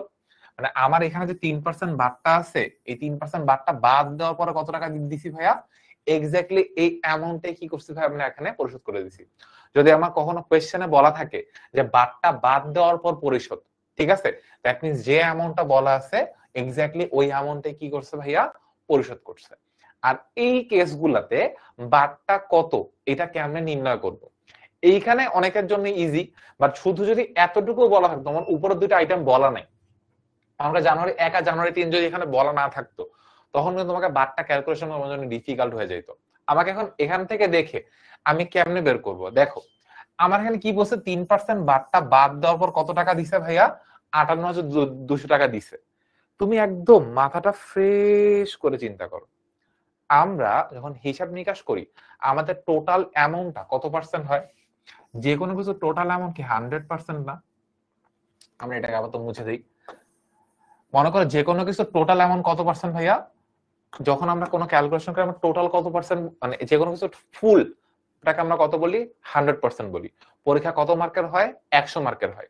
আচ্ছা, আমি যদি বলি তুমি 3 মার্ক কম পাইছো, তাহলে কত টাকা পাইছো? 100 থেকে 3 বাদ দিয়ে কত টাকা পাইছো, মানে কত মার্ক পাইছো ভাইয়া? 97 মার্ক পাইছো। আচ্ছা, সেম আমার এখানে টোটাল মান মানে আমাদের টোটাল টাকা কত ভাইয়া? 100%।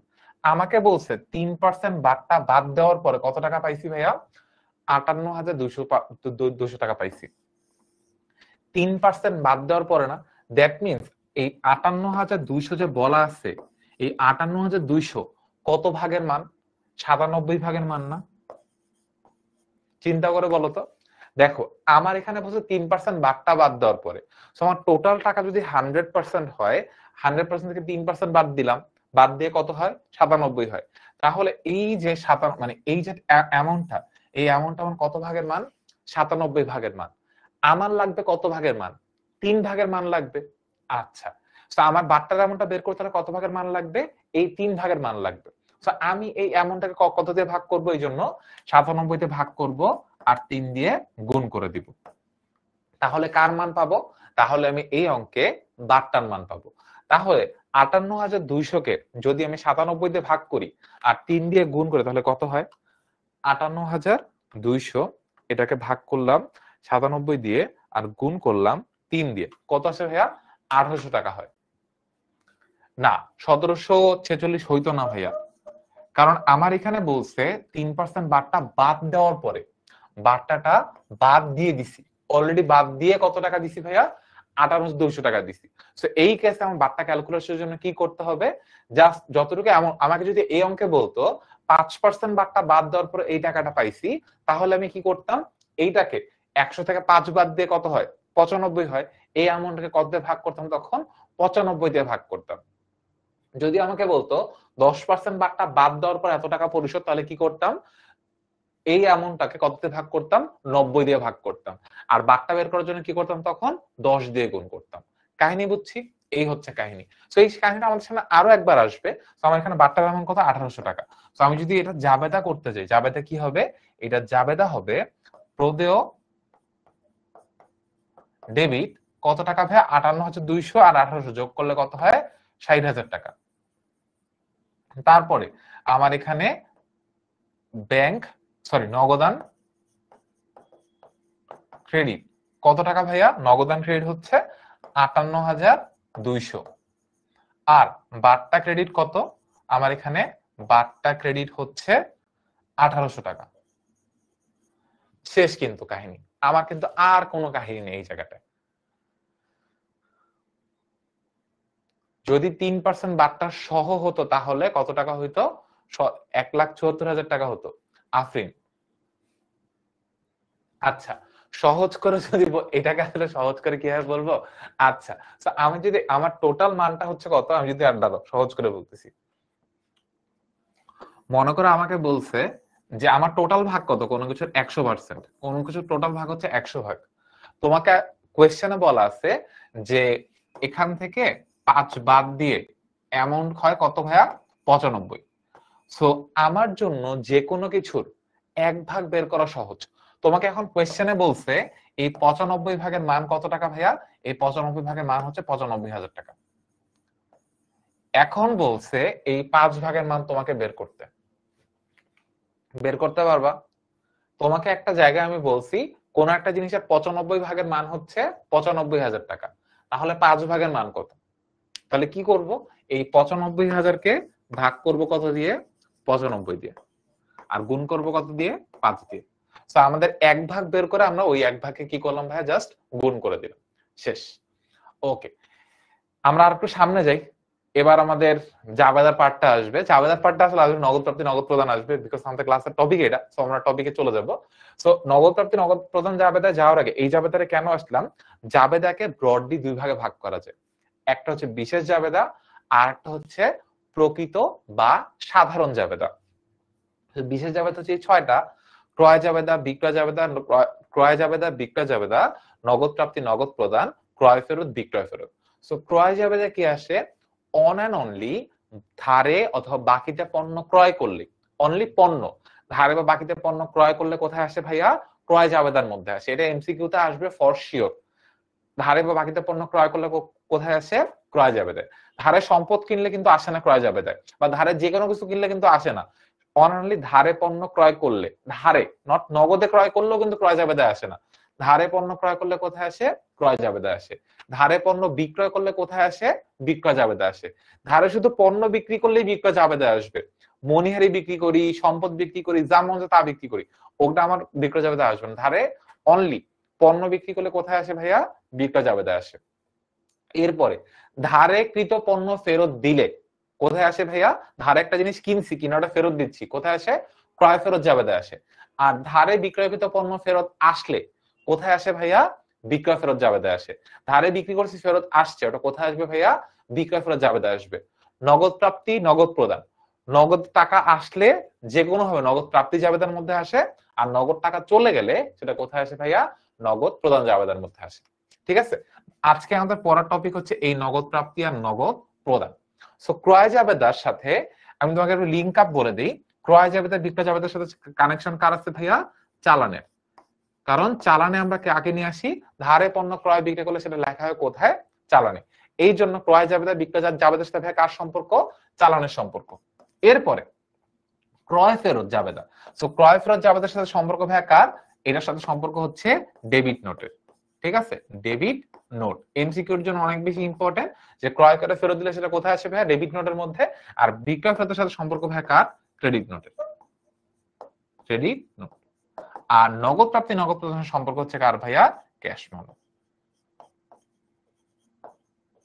আচ্ছা, এই 6টা ক্যাটাগরি বাদে বাকি সবগুলা জিনিস কোথায় আসে ভাইয়া? প্রকৃত জাবেদা বা সাধারণ জাবেদার মধ্যে আসে। এতটুকুর মধ্যে কারো কি কোনো কনফিউশন আছে? আচ্ছা, প্রকৃত জাবেদার কাজ কি? আচ্ছা আসি, এই 6টা ক্যাটাগরি মানে হচ্ছে নগদ বাকিতে পণ্য ক্রয় করলে ক্রয় জাবেদা, বাকিতে পণ্য বিক্রয় করলে বিক্রয় জাবেদা, নগদ টাকা আসলে নগদ প্রাপ্তি, নগদ টাকা চলে গেলে নগদ প্রদান, আর হচ্ছে যে বাকিতে বিক্রিত পণ্য ফেরত দিলে, বাকিতে বিক্রয়কৃত পণ্য ফেরত আসলে ক্রয় ফেরত বিক্রয় ফেরত। কিন্তু জাবেদা কি অনলি 6 প্রকার? জাবেদা কি এর বাইরে আর নাই? এর বাইরেও জাবেদা আছে। প্রারম্ভিক জাবেদা আছে, সমাপনী জাবেদা আছে, সমন্বয় জাবেদা আছে, ভুল সংশোধনী জাবেদা আছে। এই ক্যাটাগরি গুলোর বাইরে অন্য যত ধরনের জাবেদা আছে ওই জাবেদা গুলোকে আমরা কোথায় নিয়ে আসি ভাইয়া? প্রকৃত জাবেদা বা সাধারণ জাবেদার মধ্যে নিয়ে আসি। As simple as that. এটা আমরা আজকে পড়ানো টপিক না অবশ্যই, আমরা যে আমাদের পড়ানো টপিক আজকে ফোকাস করি।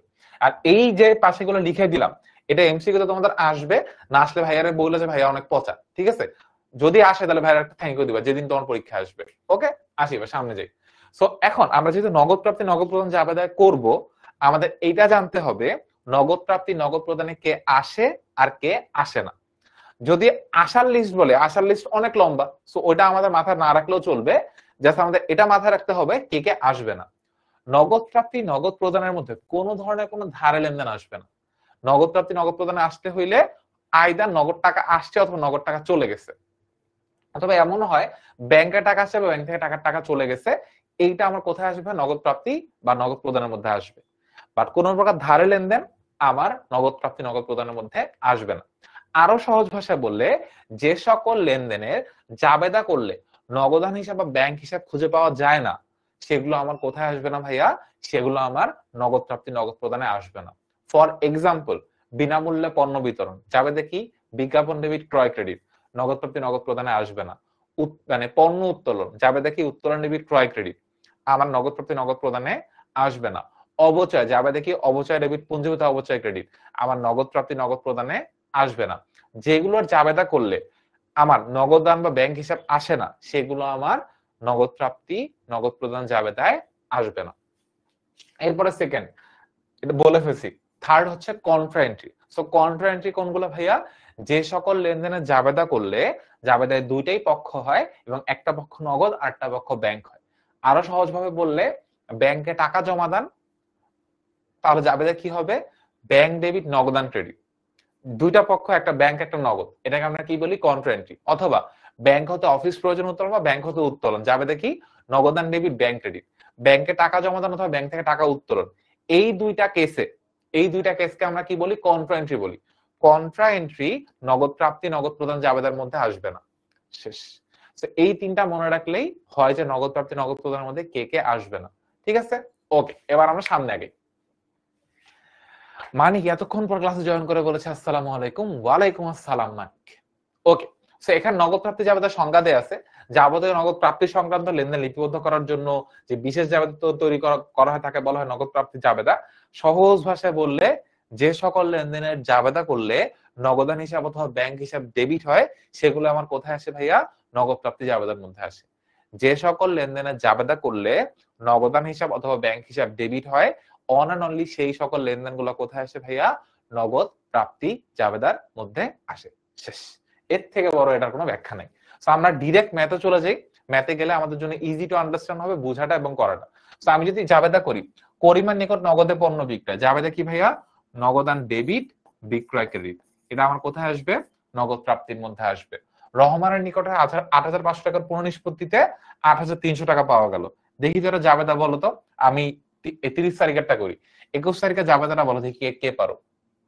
ভাড়া প্রাপ্তি জাবেদা কি? নগদান ডেবিট আর ভাড়া ক্রেডিট। ওকে, ২১ তারিখে জাবেদা দেখি কয়জন পারি? নগদ লেনদেন বাদে এই জাবেদায় আসবে না। নগদ আর ব্যাংক। রাশিদ, ব্যাংকের কথাটা মনে রাখো।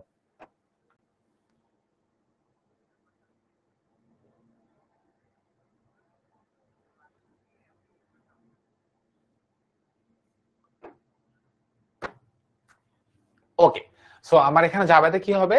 ৮৫০০ টাকার পুনঃনিষ্পত্তিতে কত টাকা পাইছি ভাই? ৮৩০০ টাকা পাইছি। প্রথম কথা, কত টাকা পাইছি? জাবেদা ডেবিট, নগদান ডেবিট, কত টাকা ভাইয়া? ৮৩০০ টাকা। এরপরে তাহলে বারটা দিছি কত? পুনঃনিষ্পত্তি বেসিক্যালি বারটা রিলেটেড জিনিসপত্রগুলো, বারটা ডেবিট, নগদান যেদিকে থাকবে বারটা ঠিক সেদিকে থাকবে, অলওয়েজ মনে রাখবা। এই ধরনের লেনদেনে নগদান যেদিকে থাকে বারটা ঠিক সেদিকেই থাকবে। যদি ডেবিট ক্রেডিট উল্টায় ফেলো তোমরা, তাহলে যাবেতে কি হবে, এখানে 200 টাকা হচ্ছে বারটা, আর এরপরে আমার দেনাদার কয় টাকা হবে, দেনাদার ক্রেডিট 8,500 টাকা। 8,500 টাকার মধ্যে বাট্টা পাইছি কয় টাকা ভাই, 200 টাকা। আর তাহলে বাট্টা পাওয়ার পর মানে বাট্টা দিছি কয় টাকা, 200 টাকা। আর তাহলে টাকা পাইছি কত ভাই, 8,300 টাকা। এই হচ্ছে এখানকার কাহিনী। সো দেনাদার ক্রেডিট, বাট্টা প্রদান ক্রেডিট, দেনাদার ক্রেডিট, বাট্টা প্রদান ডেবিট, নগদান ডেবিট। ইয়েস আরাফাত, ঠিক বলেছো। প্রদেয় হিসাব, আরে প্রদেয় হিসাব না ভাইয়া, প্রাপ্য প্রাপ্য প্রাপ্য। শাহজাদি,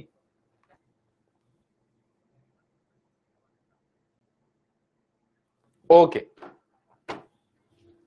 সো আমাদের এই তিনটা জাবেদার মধ্যে এখানে নগদান ডেবিট আছে, এখানে নগদান ডেবিট আছে, এখানে নগদান ডেবিট আছে।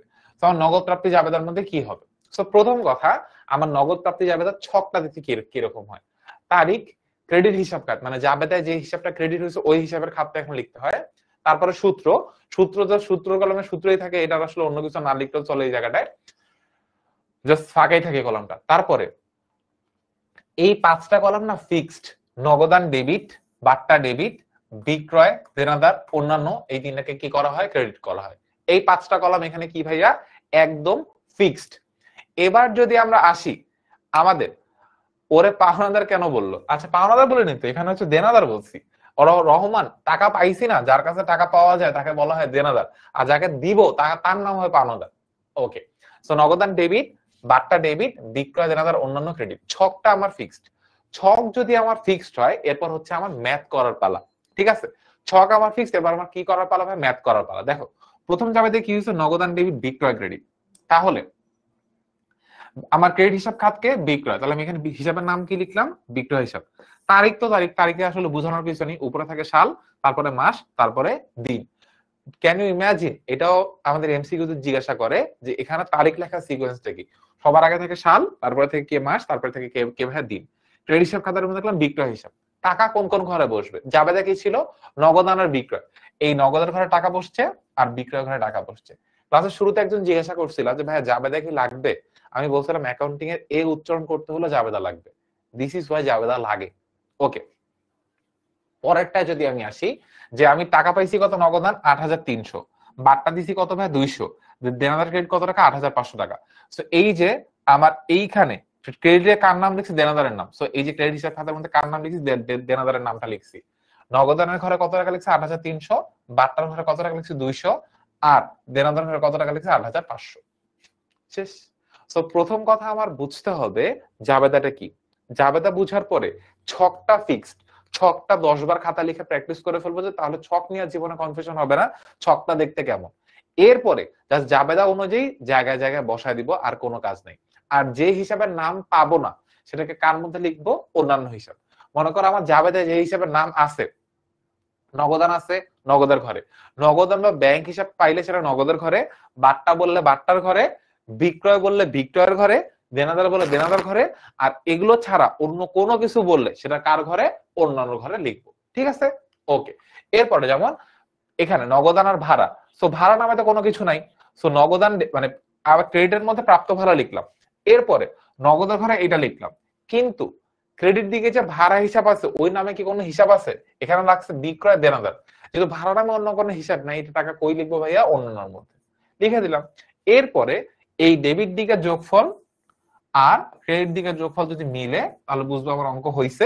ইভেনচুয়ালি মিলতেই হবে, কারণ দুই সাইডে কি সমান অ্যামাউন্টে বসাইতে হবে। যদি মিলে তাহলে বুঝবো অঙ্ক হয়েছে, না মিললে অঙ্ক হয়নি। শেষ। ওকে। কিন্তু এত সোজা তো এইচএসসি দিবে না। এইচএসসি দেওয়ার জন্য একটা কঠিন জিনিস আমরা করি। তো অনেকগুলো তুমি যদি কোয়েশ্চেনের দিকে তাকাও, কোয়েশ্চেন নিচে এরকম করে বলে দেয়, তোমার ইজি করে দেয় যে কোন কোন হিসাব আছে, নগদান ডেবিট, বাট্টা ডেবিট, বিক্রয়, দেনাদার, অন্যান্য ক্রেডিট, তোমাকে বলে দিছে। তোমার ছক মনে না থাকে, তুমি এটা দেখে দেখে ছক কি করতে পারবা ভাইয়া, আঁকতে পারবা। বাট এই লাইনে আসলে কোনো যৌক্তিকতা নাই, জাস্ট আমার ছকটাই বেসিক্যালি নেই। সো আমরা ছকের মধ্যে যাব মেইনলি। সো এখানে হচ্ছে আমার ম্যাথ। সো ম্যাথে যাওয়ার আগে এইখানে আগে জাবেদা গুলা করতে হবে। সো জাবেদা গুলো একটা একটা করে করি, তারপর ম্যাথে যাই। এর প্রথমটা জাবেদা কি হবে, নগদান ডেবিট, বিক্রয়, ক্রেডিট। তারপর এটা জাবেদা কি হবে, আসিফের নিকটে প্রাপ্য এত টাকা, 2/3 নেট 30 শর্তে 63,700 টাকা চেকে পাওয়া গেল। জাবেদা কি হবে? প্রথম কথা চেক পাইছি, এই জন্য ব্যাংক ডেবিট। কত টাকা? 65,000 টাকার পুনঃনিষ্পত্তিতে কত টাকা পাইছি ভাই? 63,700 টাকা। তাহলে ব্যাংক ডেবিট কত টাকা ভাইয়া? 63,700।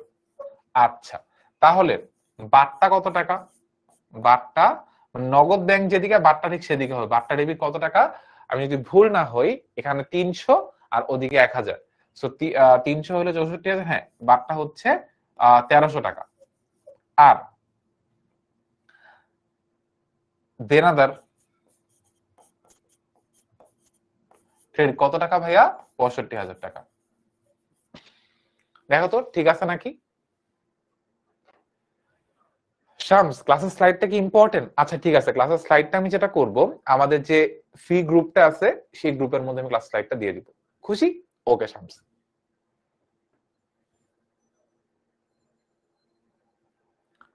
আচ্ছা মানিক, প্রবলেম আসলে কোনো প্রবলেম নাই। তুমি যখন তুমি আজকে কিনো, 2 মাস পরে কিনো, আমার তো কোনো আসলে কোনো প্রবলেম নাই। তার কারণ তুমি আজকে কিনলে আমি কালকে যা পড়াবো, তুমি কাল 1 মাস পরে কিনলে আমি কালকে সেম জিনিসই পড়াবো। কারণ হচ্ছে আমাদের পেইড ব্যাচে অলরেডি প্রায় 1000 জন মানুষের মতো এনরোল, ঠিক আছে? সো 1000 জন মানুষ অলরেডি যেখানে ভর্তি হয়ে গেছে, তাহলে আমাদের তো কোর্সে আল্লাহর মতো আর কোনো সমস্যা নাই। সো ক্লাসের মতো চলতেই থাকবে। এখন প্রবলেম যেটা হতে পারে তোমার জন্য, তুমি যদি পরে জয়েন করো, একটাই প্রবলেম হতে পারে। সেই প্রবলেমটা হচ্ছে যে ভাইয়া একটু পরে জয়েন যখন করতেছি, প্রিভিয়াস যে চ্যাপ্টার গুলো ক্লাস হয়ে গেছে আমরা তো অলরেডি করে ফেলছি। যদি তোমার এরকম হয় ওই চ্যাপ্টার তুমি অলরেডি বাসায় পড়ে ফেলতেছো, তাহলে আর কোনোই চাপ নাই। কিন্তু যদি এমন হয় যে ওই চ্যাপ্টার গুলো তুমি আগে কখনো পড়ো নাই, তাহলে তোমার ইনিশিয়াল ওই কোপ আপ করতে টাইম লাগবে। এটাই হচ্ছে প্রবলেম, তাছাড়া কিন্তু আর কোনো প্রবলেম নাই। আর কোর্সের ফিটা কিন্তু আহামরি বেশি না। তুমি যদি একদম সত্যি কথা বলি, তুমি অ্যাকাউন্টিং যে কোনো জায়গায় অফলাইনে পড়তে গেলে তোমার কাছে মাসে নিম্নে নিম্নে একদম যদি একদমই কম নেয়, 500 টাকা নেবে। 500 টাকাতে তোমার মাসে 500 হলে 4 মাসে কয় টাকা নিবে ভাইয়া? 4 মাসে প্রায় 2000 টাকা নিবে আমাদের অনলাইন ব্যাচে। এবং 4 মাসে তোমার কিন্তু পুরো বই শেষ করা ইম্পসিবল, অসম্ভব। এটা অ্যাকাউন্টিং বই পসিবল না। আমরা অনলাইন ব্যাচে আমাদের ফি আফটার ডিসকাউন্ট অ্যাকাউন্টিং এর কোর্সে 2000 টাকা, ঠিক আছে? এই 2000 টাকা পড়াবো কয় মাস? অ্যারাউন্ড 10 মাস। সব ঈদের টিদের বন্ধ হিসাব করে 10 মাস পড়াবো। 10 মাসে প্রায় 100টার বেশি ক্লাস আছে। 100টার বেশি ক্লাসে অ্যাকাউন্টিং ক্লাস হবে, অ্যাকাউন্টিং সেকেন্ড দুইটা কভার করতেছি। সো দেরিতে জয়েন করলে আমার কিন্তু কোনো প্রবলেম। তুমি আজকে জয়েন করো, 1 মাস পরে, 2 মাস পরে, 1 বছর পরে জয়েন করো, আমার কোনো সমস্যা নেই। তুমি জয়েন করলে কোর্সের ক্লাস দেখতে পাবে। বাট দ্য কোয়েশ্চেন ইজ, যত দেরিতে জয়েন করবা এনশিওর কইরো যে তুমি তোমার চ্যাপ্টার গুলো কভার হয়ে আসতেছে। যদি তুমি একদম পড়াশোনা না করে জয়েন করবা তখন তখন ডিফিকাল্ট হবে। হ্যাঁ, রেকর্ডেড ক্লাস থাকবে, তখন তোমার কাজ হবে জয়েন করে রেকর্ডেড ক্লাসগুলো সবগুলো দেখে ফেলা। বাট ওই তো একটু ডিফিকাল্ট হবে এটাই। আসি 9 তারিখে মালিক কর্তৃক, কর্তৃক বানান ভুল, অতিরিক্ত মূলধন বিনিয়োগ। জাবেদা কি হবে ভাইয়া? জাবেদা হচ্ছে 9, আমি যদি জুলাই 9 তারিখে আসি, মূলধন অতিরিক্ত মূলধন বিনিয়োগ করছে, তো জাবেদা হবে নগদান ডেবিট মূলধন ক্রেডিট। নগদান ডেবিট, আর এটার জন্য কি হবে ভাইয়া? মূলধন ক্রেডিট। জুলাই 20 তারিখ নগদে বিক্রয় কত টাকা? এত টাকা। জাবেদা কি? নগদান ডেবিট, বিক্রয় কি হবে? ক্রেডিট হবে। এরপর রহিমান কোঙের নিকট থেকে ৭৫,০০০ টাকা পাওনা নিষ্পত্তিতে ৭২,৭৫০ টাকা পাওয়া গেল। সেম এটার মতো জাবেদা হচ্ছে, এখানে জাস্ট ডিফারেন্স ব্যাংকের জায়গায় কি হবে? নগদ হবে, নগদান, বাট্টা, আরটা কি হবে ভাইয়া? দেনাদার। ঠিক আছে, দেনাদার ক্রেডিট। সো এই কয়টা আমাকে বসাই। নগদে পণ্য বিক্রয়, ক্রেডিট হিসাব খাতার মধ্যে বিক্রয়, নগদ কয় টাকা পাইছে? ৫৮,০০০ টাকা। বিক্রয় কয় টাকা লিখছে? ৫৮,০০০ টাকা। জাস্ট জাবেদা অনুযায়ী আমি বসাই দিলাম কোন ঘরে কি বসবে। ঠিক আছে?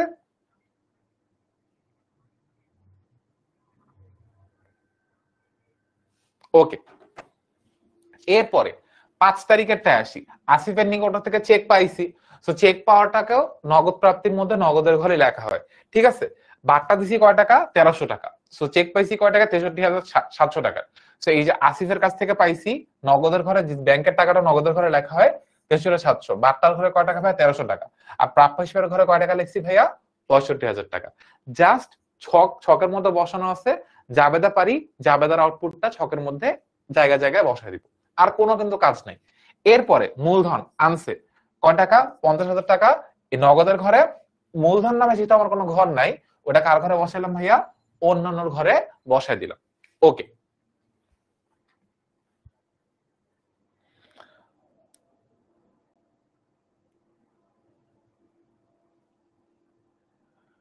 ওকে। সো জুলাইয়ের 10 তারিখ, জুলাইয়ের 10 তারিখে আমার বিক্রয় করছি কত টাকা ভাইয়া? 1,25,000 টাকা। সো এই যে নগদের ঘরে 1,25,000 আর বিক্রয় ঘরে কত? 1,25,190। দেন 12 নম্বর, রহিমের কাছ থেকে টাকা পাইছি কত? 72,750।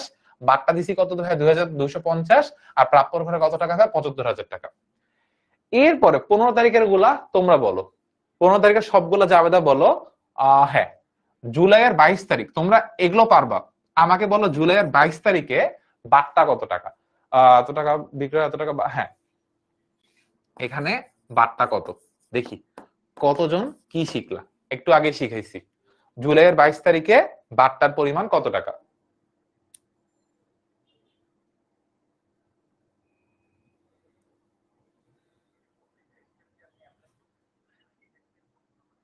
ওকে, নাজমুন নাহার কে কোন কলেজ থেকে জানা কি খুবই ইম্পর্টেন্ট? যদি ইম্পর্টেন্ট না হয় তাহলে আগে আমার এই প্রশ্নের উত্তর দাও।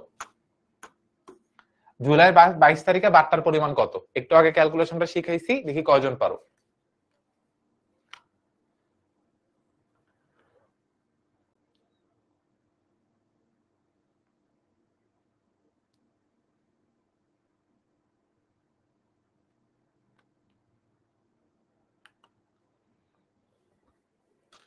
ওকে, আমি চারটা অপশন দিচ্ছি, দেখি কারটা হয়।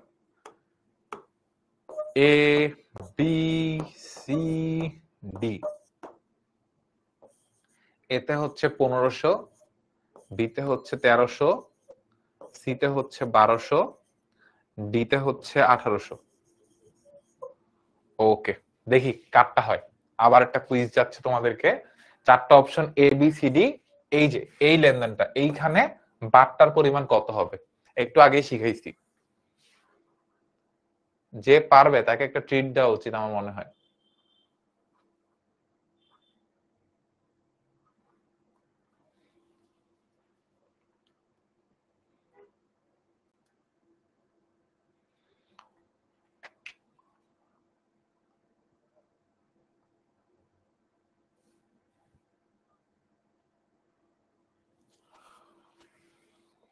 শিফা, আবার বলা যাবে? কোয়েশ্চেনটা বলতেছি, এখন তোমাকে অ্যান্সার বলবো না, অ্যান্সারটা পরে বলবো। জুলাইয়ের 22 তারিখে আমাকে কোয়েশ্চেন হচ্ছে মিল্টন কোম্পানির নিকট থেকে 13 তারিখে 2/10 নিট 30 শর্তে ধারে বিক্রয়ের টাকা বাট্টা বাদে, কি বলছে? বাট্টা বাদে এত টাকা পাওয়া গেছে। আচ্ছা, তো আমার নগদ প্রাপ্তি, নগদ প্রদানের মধ্যে তো বাট্টার টাকা বসাইতে হয়। তো আমাকে বলছে বাট্টার অ্যামাউন্টটা কত সেটা বের করতে হবে। তাহলে আমাকে এখানে দেখে বলো বাট্টার অ্যামাউন্ট কত হবে। না পারলেও দিয়ে দেন, আরে আরাফাতের শখ কত, না পারলেও দিয়ে দেন। তাহলে তুমিও কোর্সটা কিনে ফেলো, তাহলে আমিও বলি। দেখতে পাচ্ছি সি বেশি মানুষ অ্যান্সার করতেছে, ডিও আগায় আছে যুদ্ধে। ডি অ্যান্সার করছে প্রায় 32%, সি অ্যান্সার করছে প্রায় 60%। ওকে, আলটিমেট আমাদের উইনার কে? আমাদের উইনার দেখতে পাচ্ছি সি কেই। সি অ্যান্সার করছে 16 জন, ডি অ্যান্সার করছে 18 জন, বি 2 জন, আর এ হচ্ছে 1 জন। ওকে, আসি। দেখেন স্যার, কাহিনী হইতেছে, আগে আমি উপরে এখানে পড়ার কিছু নেই। অগ্রিম বিক্রয় বাবদ এত টাকা পাওয়া গেল, যাবে দেখি নগদান ডেবিট, অগ্রিম বিক্রয় ক্রেডিট, ঠিক আছে। এরপরে নগদে বিক্রয়, নগদান ডেবিট, বিক্রয় ক্রেডিট, ইজি বিজি, ফু দিলে অঙ্ক শেষ হয়ে যায়। কিন্তু 22 নাম্বারটা টুইস্ট আছে, 29 আর 21 কিন্তু সহজ। 22 নাম্বারটায় বলছে মিল্টন কোম্পানির নিকট থেকে 13 তারিখে 2/10 নিট শর্তে। আচ্ছা, এটার মানে কি ভাইয়া? 10 দিনের মধ্যে টাকা পরিশোধ করলে 2% বার্তা পাবে, ঠিক আছে। 10 দিনের মধ্যে টাকা পরিশোধ করলে কি হবে ভাইয়া? 2% বার্তা পাবে। দেখো, 13 তারিখে একটা শর্তে কিনছে, 10 দিনের মধ্যে টাকা পরিশোধ করলে কি হবে ভাইয়া? 2% বার্তা পাবে। 13 তারিখ থেকে 10 দিন হিসাব করলে কত হয়? 13 সাথে 10 যোগ করে দাও, 13 আর 10 যোগ করলে হয় কত? 23। 23 তারিখের মধ্যে টাকা পরিশোধ করলে কয় পার্সেন্ট বার্তা পাবে ভাইয়া? 2% বার্তা পাওয়ার কথা, ঠিক আছে। ও টাকাটা পরিশোধ করছে কবে ভাইয়া? 22 তারিখে। দ্যাট মিনস ও 2% বার্তা পাইছে। আচ্ছা, আমাকে বলছে ধারে বিক্রয়ের টাকা বার্তা বাদে, একটু আগে পড়েছিলাম না, বার্তা বাদে যদি কোনো টাকার পরিমাণ দেয়া থাকে তাহলে আমার এইখানে যে 58,800 টাকার মান দেয়া আছে, এই 58,800 কত টাকা, 58,800 টাকার মান দেয়া আছে, এটা তাহলে কত ভাগের মান? আমি নিচের এটা মুছে দিই, দাঁড়াও। এখানে যে 58,800 টাকার মান দেয়া আছে, এটা তাহলে আমার কত ভাগের মান? 2% বাদটা বাদ দিয়ে পাইছি না? এই যে টাকার অ্যামাউন্টটা, এই টাকার অ্যামাউন্টটা কত পার্সেন্ট বাদ দেওয়ার পরে পাইছে? 2% বাদটা বাদ দেওয়ার পরে এই টাকার অ্যামাউন্টটা পাইছে। দ্যাট মিনস আমার টোটাল পার্সেন্টেজ কত? টোটাল হচ্ছে কোনো কিছু হচ্ছে 100%, এখানে হচ্ছে 2% বাদটা বাদ, দ্যাট মিনস 2 বাদ দিয়ে কত হয়? 98। তাহলে এই যে টাকার মানটা দেয়া আছে, এটা তাহলে কত ভাগের মান? 98 ভাগের মান। এই জন্য 58,800 কে আমার ভাগ করলাম কত দিয়ে? 98 দিয়ে। আর বাদটার পরে বের করার জন্য গুণ করব কত দিয়ে? 2 দিয়ে। ঠিক আছে, তাহলে ভাগ 98 গুণ 2 করলে কত হয় ভাইয়া? 1200 টাকা হয়। এই হচ্ছে এখানকার বাট্টার পরিমাণ। আমি কেন 98 দিয়ে ভাগ করলাম? তার কারণ আমাকে বলছে 2% বাট্টা বাদ দিয়ে কত টাকা পাইছি? 58,800। তাহলে আমার ওই 2% এর মান বের করতে হবে। মানে আমার টেকনিক্যালি এখানে 2% এর টাকার মান কত সেটা বের করতে হবে। তাহলে আমাকে এখানে যে মানটা দেওয়া আছে এটা কত ভাগের মান? 98 ভাগের মান। মানে আমার টোটাল পার্সেন্ট হচ্ছে 100%। 100% থেকে 2% বাদ দিয়ে কত পার্সেন্টের মান দেয়া আছে? 98% এর মান দেয়া আছে। আমরা এই জন্য এইটাকে 98 দিয়ে ভাগ করলাম, আর 98 দিয়ে ভাগ করলে 1 ভাগের মান পাবো, মানে 1% এর মান পাবো। ওইটাকে 2 দিয়ে গুণ করলাম, তাহলে আমি কার মান পাইলাম ভাইয়া? এই বাট্টার মানটা পেয়ে গেলাম। আমার এখানে বাট্টা কত ভাইয়া? 1200 টাকা। যদি আমি এটা জাবেদা করি, জাবেদা কি হবে? নগদান ডেবিট কত টাকা? 58,800 টাকা। তারপরে বাট্টা ডেবিট কত টাকা? 1200 টাকা। আর পাওয়া গেল, দ্যাট মিনস হচ্ছে দেনাদার ক্রেডিট কত টাকা ভাইয়া? 60,000 টাকা। ওকে, 5 হয়ে গেছে, 5 এর মতো লাগতেছে, বাট 5 না, ওটা 60,000 টাকাই। ঠিক আছে, ওকে।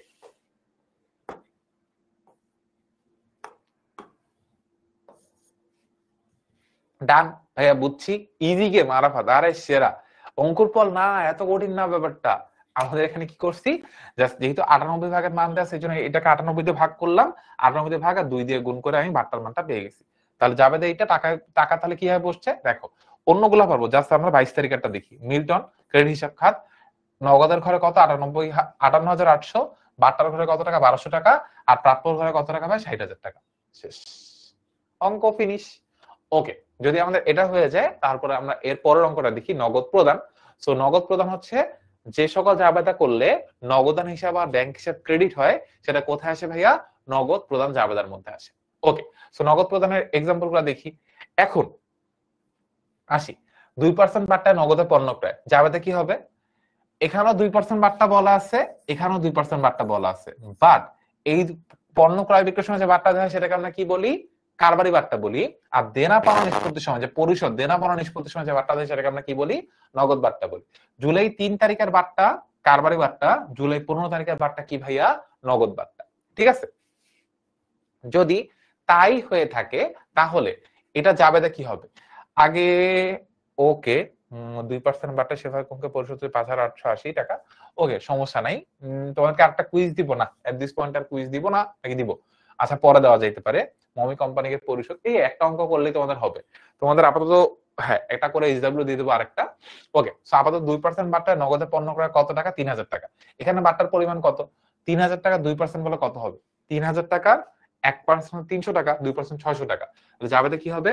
ক্রয় ডেবিট নগদান ক্রেডিট কত টাকা হবে? 2400। আমি ভুল করলে আমাকে একটু ঠিক করে দিও। ওকে, এরপর 2% বাট্টায় পরিশোধ করছি এত টাকা, 2% বাট্টা পাইছি, পরিশোধ করছি এত টাকা। তাহলে ফার্স্ট কাকে পরিশোধ করছি?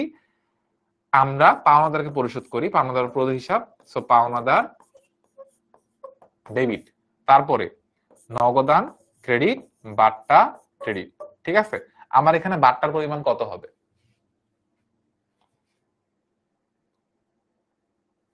কমার্সের জন্য কি ক্যালকুলেটর কিনতে হবে?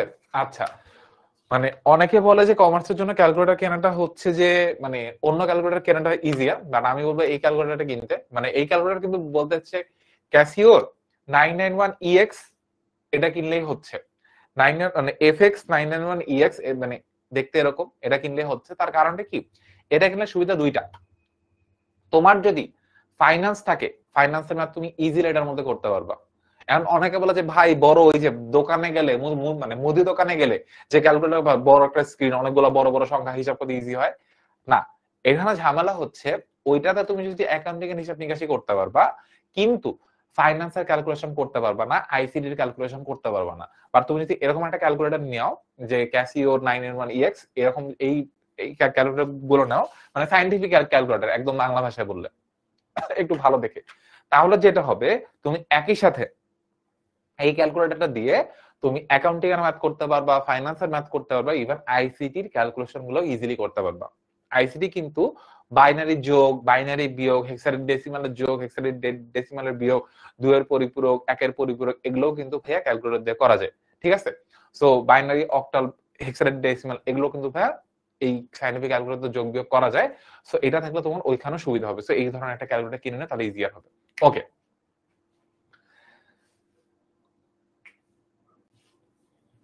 15 তারিখে টাকার পরিমাণ কত হবে? 60 হবে না? 2940। কি যে বলতেছে!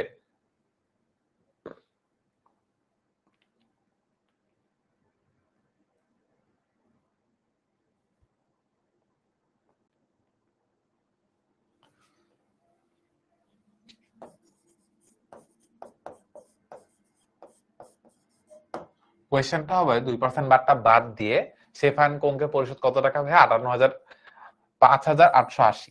যদি 2% বারটা বাদ দিয়ে ওকে আমি পরিশোধ করি এত টাকা, তাহলে আমার এই 5880 কে ভাগ করতে হবে কত দিয়ে? 98 দিয়ে। আর গুণ করতে হবে কত দিয়ে? 2 দিয়ে।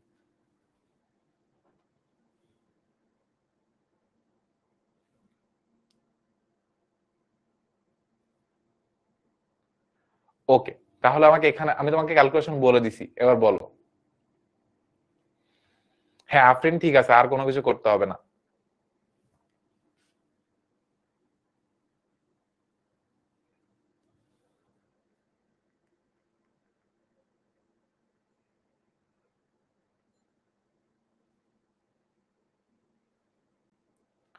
ওকে, সো 15 তারিখের বার্তার ক্যালকুলেশনটা বলো। ক্যাসিওর ক্যালকুলেশন পরে করব আমরা। 2% বারটা বাদ দিয়ে শেফান কোংকে কত টাকা পরিশোধ করেছি? 58,800 টাকা। তাহলে আমার এইখানে বারটার মান কত হবে?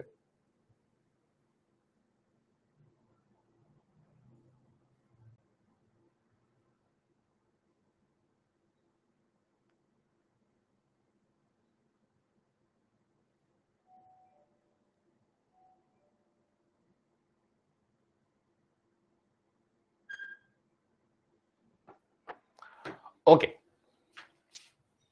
কেউ পারতেছি না বার্তার মান কত হবে? 120 বলছে একজন। ইয়েস, লেটস সি কত হয় বার্তার মান। বার্তার মান হবে 120। তাহলে নগদের কত টাকা দিছি? 58,800। যোগ করলে কত হয়? পাওনাদার 6,000। ঠিক আছে, ওকে। দেন করিমান কোংকে 5,000 টাকার পুনঃনিষ্পত্তি এত টাকা প্রদান, এটা ইজি। সো আমার এখানে যাবে কি হবে? প্রদান করছি যেহেতু, নগদান ক্রেডিট, বার্তা ক্রেডিট, পুনঃনিষ্পত্তি কত? 100 টাকা, বার্তা হচ্ছে 100 টাকা, নগদান হচ্ছে 4,900 টাকা। আর কাকে দিছি ভাই? পরিমাণ কম, বেসিক্যালি পাওনাদারকে। সো পাওনাদার কত টাকা? পাওনাদার ডেবিট হচ্ছে 5,000 টাকা। ঠিক আছে, ওকে। মমি কোম্পানিকে পরিশোধ 4,000 টাকা, জাবেদা হচ্ছে নগদান ক্রেডিট 4,000 টাকা, পাওনাদার কত টাকা ভাইয়া? 4,000। আর নগদান কত টাকা ভাইয়া? 4,000। শেষ। ওকে, এবার আমি আমার ম্যাথে যাই। ক্রয় হিসাব ফার্স্ট সেটটা কত টাকা? প্রথমটা কি? ও 2% বার্তা। আই হায়, আমি তো মনে হয় ক্যালকুলেশন একদম গাছে উঠে ফেলছি। ওকে, দেখি। সো 3,000 টাকা এটা হচ্ছে ওভার কনফিডেন্সের ইফেক্ট। ওভার কনফিডেন্স অনেক সময় মুখে মুখে ক্যালকুলেশন করতে গেলে এরকম ভুল হয়ে যায়।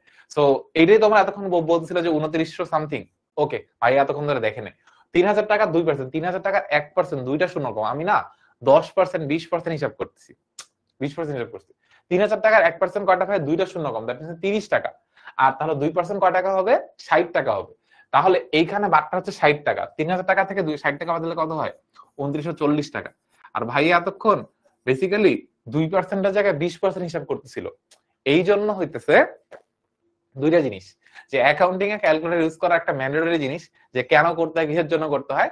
আর যদি ক্যালকুলেটর ইউজ আমরা না করি, তাহলে অ্যাটলিস্ট শিওর থাকতে হবে আমি যেটা করতেছি সেটার জন্য ঠিক হয়। সো তোমরা বাসায় অঙ্ক করবা ক্যালকুলেটর ছাড়া, তাহলে একটু সুবিধা হবে অ্যাকাউন্টিং এর ক্যালকুলেশন গুলা। তাহলে ইউনিভার্সিটি অ্যাডমিশন টেস্ট হবে, তখন ক্যালকুলেটর ছাড়া ইজিলি করতে পারবা। বাট ক্যালকুলেটর ছাড়া করলে এরকম ভুল হইতে পারে, আমার মনে হয় একটু আগে যে ভুলটা করছি। আচ্ছা, বাট পরীক্ষার হলে 1+1=2 এটাও ক্যালকুলেটর ইয়া করে করবা, আর পরীক্ষার হলে রিস্ক লেনে কা নেই। ওকে, আসি। সো পণ্য ক্রয় নগদান। সো ক্রয়ের ঘরে কত, 2940, আর নগদের ঘরে কত টাকা থাকে, 2940 টাকা। এরপরে শেফা এন্ড কোং পাওনাদার ঘরে কত টাকা, 6000 টাকা, বা বাট্টার ঘরে কত টাকা, 120 টাকা, আর নগদের ঘরে কত টাকা, 58800 টাকা। এরপরে করিম এন্ড কোং এর ঘরে পাওনাদার ঘরে 5000, বাট্টার ঘরে 100, নগদের ঘরে কত টাকা, 4900 টাকা। আর এরপরে মমি এন্ড কোং এর ঘরে পাওনাদার ঘরে কত টাকা, 4000 টাকা, আর নগদের ঘরে কত টাকা ভাই, 4000 টাকা। যোগ বিয়োগ করে দুই সাইড মিলছে, আমার অঙ্ক হইছে। জাস্ট টুইস্ট ছিল কার ঘরে, এই শেফা এন্ড কোং এর ঘরে টুইস্টটা ছিল। বাটটা বাদ দিয়ে কত টাকা দেওয়া হয়েছে, ঠিক আছে। ইয়েস, ইফাত 2040 বলছিলাম এরকম। আমার জাস্ট মনে পড়তেছে, আম্মু যখন এরকম একটা গ্যাঞ্জাম হয় তখন আম্মু বলে, তোরে বলছিলাম এটা করতাম না, তোরে বলছিলাম আজকে বাসায় বেড়ে যাইস না। হইছে তো, ভালো হইছে, ব্যথা পাইছিস, খুব ভালো হইছে। সেইরকম হইতে তোমরা আমার কমেন্টে বলতেছো যে আচ্ছা না ভাই বলছিলাম, শুনেন নাই তো, এখন দেখেন বুঝেন কেমন লাগে। ওকে, রিস্ক দেনে কা নেই, রিস্ক লেনে কা নেই। ওকে, আসি। সো এরপর উদাহরণ তোমাদের একটা বড় সড় অঙ্ক করতে দিছি, এটা তোমার আপাতত এইচডব্লিউ দিয়ে রাখি। ইয়েস, এইচডব্লিউটা করে কই জমা দিবা, এই অঙ্কটা এইচডব্লিউ ছবিটা তুলে রাখো, বা আমি ছবিটা দিয়ে দিব যে এই অঙ্কটা কোথায় পোস্ট করবা। আমাদের ফ্রি গ্রুপ হইলো কি শিখলা দেখতে চাই, যে কি শিখলা, কতটুকু শিখলা, গ্রুপে এইচডব্লিউটা জমা দিয়ে দিও। অ্যানসারটা যদিও দেওয়া আছে, বাট অ্যানসারটা পরে দিব, স্লাইডটা পরে দিব, আগে থেকে তোমরা কয়জন শিখছো আর কতটুকু করতে পারো। ঠিক আছে, ওকে। আপাতত তাহলে আজকে ক্লাসটা এখানেই সমাপ্ত করতে পারি। বাট কোনটি নগদপ্রাপ্তি জাবেদা বহির্ভূত থাকে, ওকে দেখি, একটা কুইজ তো আমাদের দেওয়া উচিত। এখন দেখি কয়জন পারি। ওকে, আমাদের খুব মজার মজার কুইজ আছে এখন, মজার মজার কুইজ গুলো দেখি কয়জন পারি। সো আমাদের এ বি সি ডি দেখি কার র্যাঙ্ক ঠিক হয়। সো নগদ চাহিদা বহির্ভূত থাকে কোনটা, দেখা যাক। ওকে, অ্যান্সার হচ্ছে কোনটা, দেখি কয়জন পারো।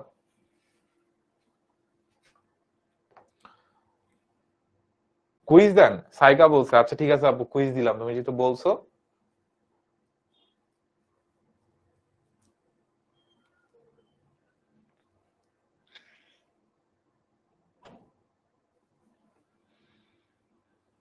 এইচএসসি 27 স্টার স্টুডেন্টস, আমি লিখে দিচ্ছি এইচএসসি 27 স্টার স্টুডেন্টস। বা এখানে একটা লিংক দেয়া আছে উপরে, দেখো ওই কোর্সের লিংকে ক্লিক করলেও ফ্রি গ্রুপের লিংকে তোমাকে নিয়ে যাবে।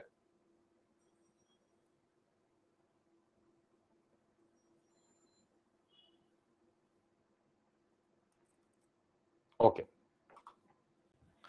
দেখতে পাচ্ছি এক নাম্বারটা ইয়েস, নগদ দেনাদার থেকে প্রাপ্তি, নগদে বিক্রয়, ব্যাংক থেকে ঋণ গ্রহণ, এটা কোথায় আসে, নগদ প্রাপ্তি জাবেদার মধ্যে আসে। বাট নগদে ক্রয় এটা কোথায় আসে ভাইয়া, নগদ প্রদান জাবেদার মধ্যে আসে। নগদে ক্রয় কিন্তু ক্রয় জাবেদার মধ্যে আসে না, নগদে ক্রয় কোথায় আসে ভাইয়া, নগদ প্রদান জাবেদার মধ্যে আসে। ওকে, এরপরে ক্রয় জাবেদায় কোন ধরনের লেনদেন লেখা হয় একটু আগে পড়েছি, ধারে ক্রয় ক্রয় জাবেদার মধ্যে লেখা হয়। এরপর হচ্ছে টু বাইটের নির্ধারিত কি বুঝে একটু আগে পড়াইছি, যে 10 দিনের মধ্যে টাকা পরিশোধ করলে 2% বার্তা পাবো, আর 30 দিনের মধ্যে কি করতে হবে, অবশ্যই টাকাটা পরিশোধ করতে হবে। 10 দিনের মধ্যে টাকা পরিশোধ করলে 2% বার্তা পায়। আর এরপরে তোমরা এতক্ষণ যারা ক্লাস করছো, তোমাদের জন্য একটা বিজ্ঞাপন তো অবশ্যই দিতে হয়, বিকজ বিজ্ঞাপনই বিজ্ঞাপন। আর বিজ্ঞাপনে যাবে কি ভাইয়া, বিজ্ঞাপন ডেবিট, নগদান ক্রেডিট। ওকে, আসি। সো তোমাদের যদি ক্লাসটা ভালো লেগে থাকে, আমাদের এইচএসসি 27 অ্যাকাউন্টিং অনলাইন ব্যাচ আমরা স্টার্ট করছি, যে অনলাইন ব্যাচে আমরা আগামী 10 মাসের মধ্যে অ্যাকাউন্টিং ফার্স্ট পেপার এবং অ্যাকাউন্টিং সেকেন্ড পেপারের ফুল সিলেবাস ইনশাআল্লাহ কভার করব। তোমার যদি আমাদের ক্লাসটা ভালো লেগে থাকে, তাহলে তোমরা আমাদের কোর্সে জয়েন করতে পারো। কোর্সের দাম 3000 টাকা, বা 9HSC27 এই প্রোমো কোডটা ইউজ করে তুমি আমাদের কোর্সটা 2000 টাকায় কিনতে পারো। তোমাকে একটু পরে দেখাচ্ছি যাতে কিভাবে কি কিনতে হয়। এরপরে যদি তোমার মনে হয় তোমার যদি ফাইন্যান্সও থাকে, তাহলে তুমি অ্যাকাউন্টিং প্লাস ফাইন্যান্স একটা বান্ডেল কোর্স আছে, দুইটা আলাদা আলাদা কিনলে 4000 টাকা লাগবে। মানে যদি ডিসকাউন্টের পরেও কিনো, ডিসকাউন্টের পরে দুইটা আলাদা আলাদা কিনলে 4000 টাকা লাগবে। বাট যদি দুইটা একসাথে বান্ডেল হিসেবে কিনো, সেক্ষেত্রে তুমি 3500 টাকায় কিনতে পারবা। সেক্ষেত্রে প্রোমো কোড হচ্ছে জাবেদা 27, একটা ফ্যান্সি প্রোমো কোড জাবেদা 27। ও আসি, আর যারা তখন ক্লাসটা করছো তোমাদেরকে অসংখ্য ধন্যবাদ। আর ধন্যবাদ দেওয়ার সাথে সাথে আরেকটা জিনিস করতে চাই, সে করার কাজটা হচ্ছে, দাঁড়াও স্লাইডটা রেখে দিলাম, তোমাদেরকে ওয়েবসাইটে নিয়ে যে দেখাই যে আমাদের ওয়েবসাইটে দেখতে কি রকম। আমরা মনে করি যদি টেনমিনিট স্কুলের ওয়েবসাইটে যাই, 10 মিনিট স্কুল, এই যে টেনমিনিট স্কুল কোম্পানি, ফার্স্টে আসবে এই ওয়েবসাইটটা। এখানে ওয়েবসাইটে গেলে তুমি যদি যাও এইখানটায় সার্চ করতে পারো এই মানে অ্যাকাউন্টিং, তারও ACCOUN, ফাইন্যান্সিয়াল অ্যাকাউন্টিং না, দরকার নাই, এই যে এইচএসসি সাথে ফাইন্যান্স অ্যাকাউন্টিং এটা। অথবা এই জায়গায় যে আরেকটা কাজ করতে পারো, তুমি এই জায়গায় যা লিখবা হচ্ছে HSC 27, HSC 27, HSC 27 লেখার পর HSC 27 লেখা এন্টার একটা ক্লিক করবা। HSC যতগুলো কোর্স আছে সবগুলো তুমি এই জায়গাটা দেখতে পারবা।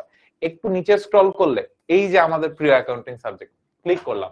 অ্যাকাউন্টিং সাবজেক্ট ক্লিক করার পর এই যে আমি মাথা ধরে দাঁড়াইছি ভাইয়া অঙ্ক শেষ, এরপরে কি করব?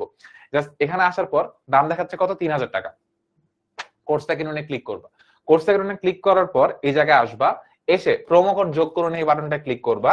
এই জায়গায় লিখবা MAHIN, আমার নাম নাহিম, তারপর হচ্ছে তোমাদের HSC ব্যাচ HSC 27 লিখবা। তারপর এখানে সাবমিট বাটনে ক্লিক করবা। ডিসকাউন্ট এই 1000 টাকাতে তোমরা কাচ্চি খাওয়া ফেলো, ঠিক আছে? তোমার বলছিলাম না কাচ্চি খাওয়াবো, আরাফাত কাচ্চি খাওয়া নিও, ঠিক আছে? সো এই হচ্ছে ডিসকাউন্ট। চাইলে কোর্সটা কিনতে পারো, তোমাদের এই কোর্সের পিন কমেন্টে কোর্সের লিংক দেওয়া আছে, ওখান থেকে কোর্সটা কিনতে পারো। আর কোর্স কিনো বা কোর্স না কিনো, ক্লাসটা কোর্স, এই জন্য তোমাদেরকে অসংখ্য ধন্যবাদ। আবার আমরা আমাদের ধন্যবাদ স্লাইডে চলে যাই। তো যারা যারা ক্লাসটা ছিল এতক্ষণ সবাইকে অসংখ্য ধন্যবাদ। কোনো জিজ্ঞাসা কোনো জানার থাকে তোমরা এই নাম্বারে কল দিয়ে জানতে পারো। টিল আমাদের দেখা হবে, আমাদের কিন্তু আরেকটা ক্লাসও আছে ঠিক 2 দিন পরে। Till then tata, good bye, আল্লাহ।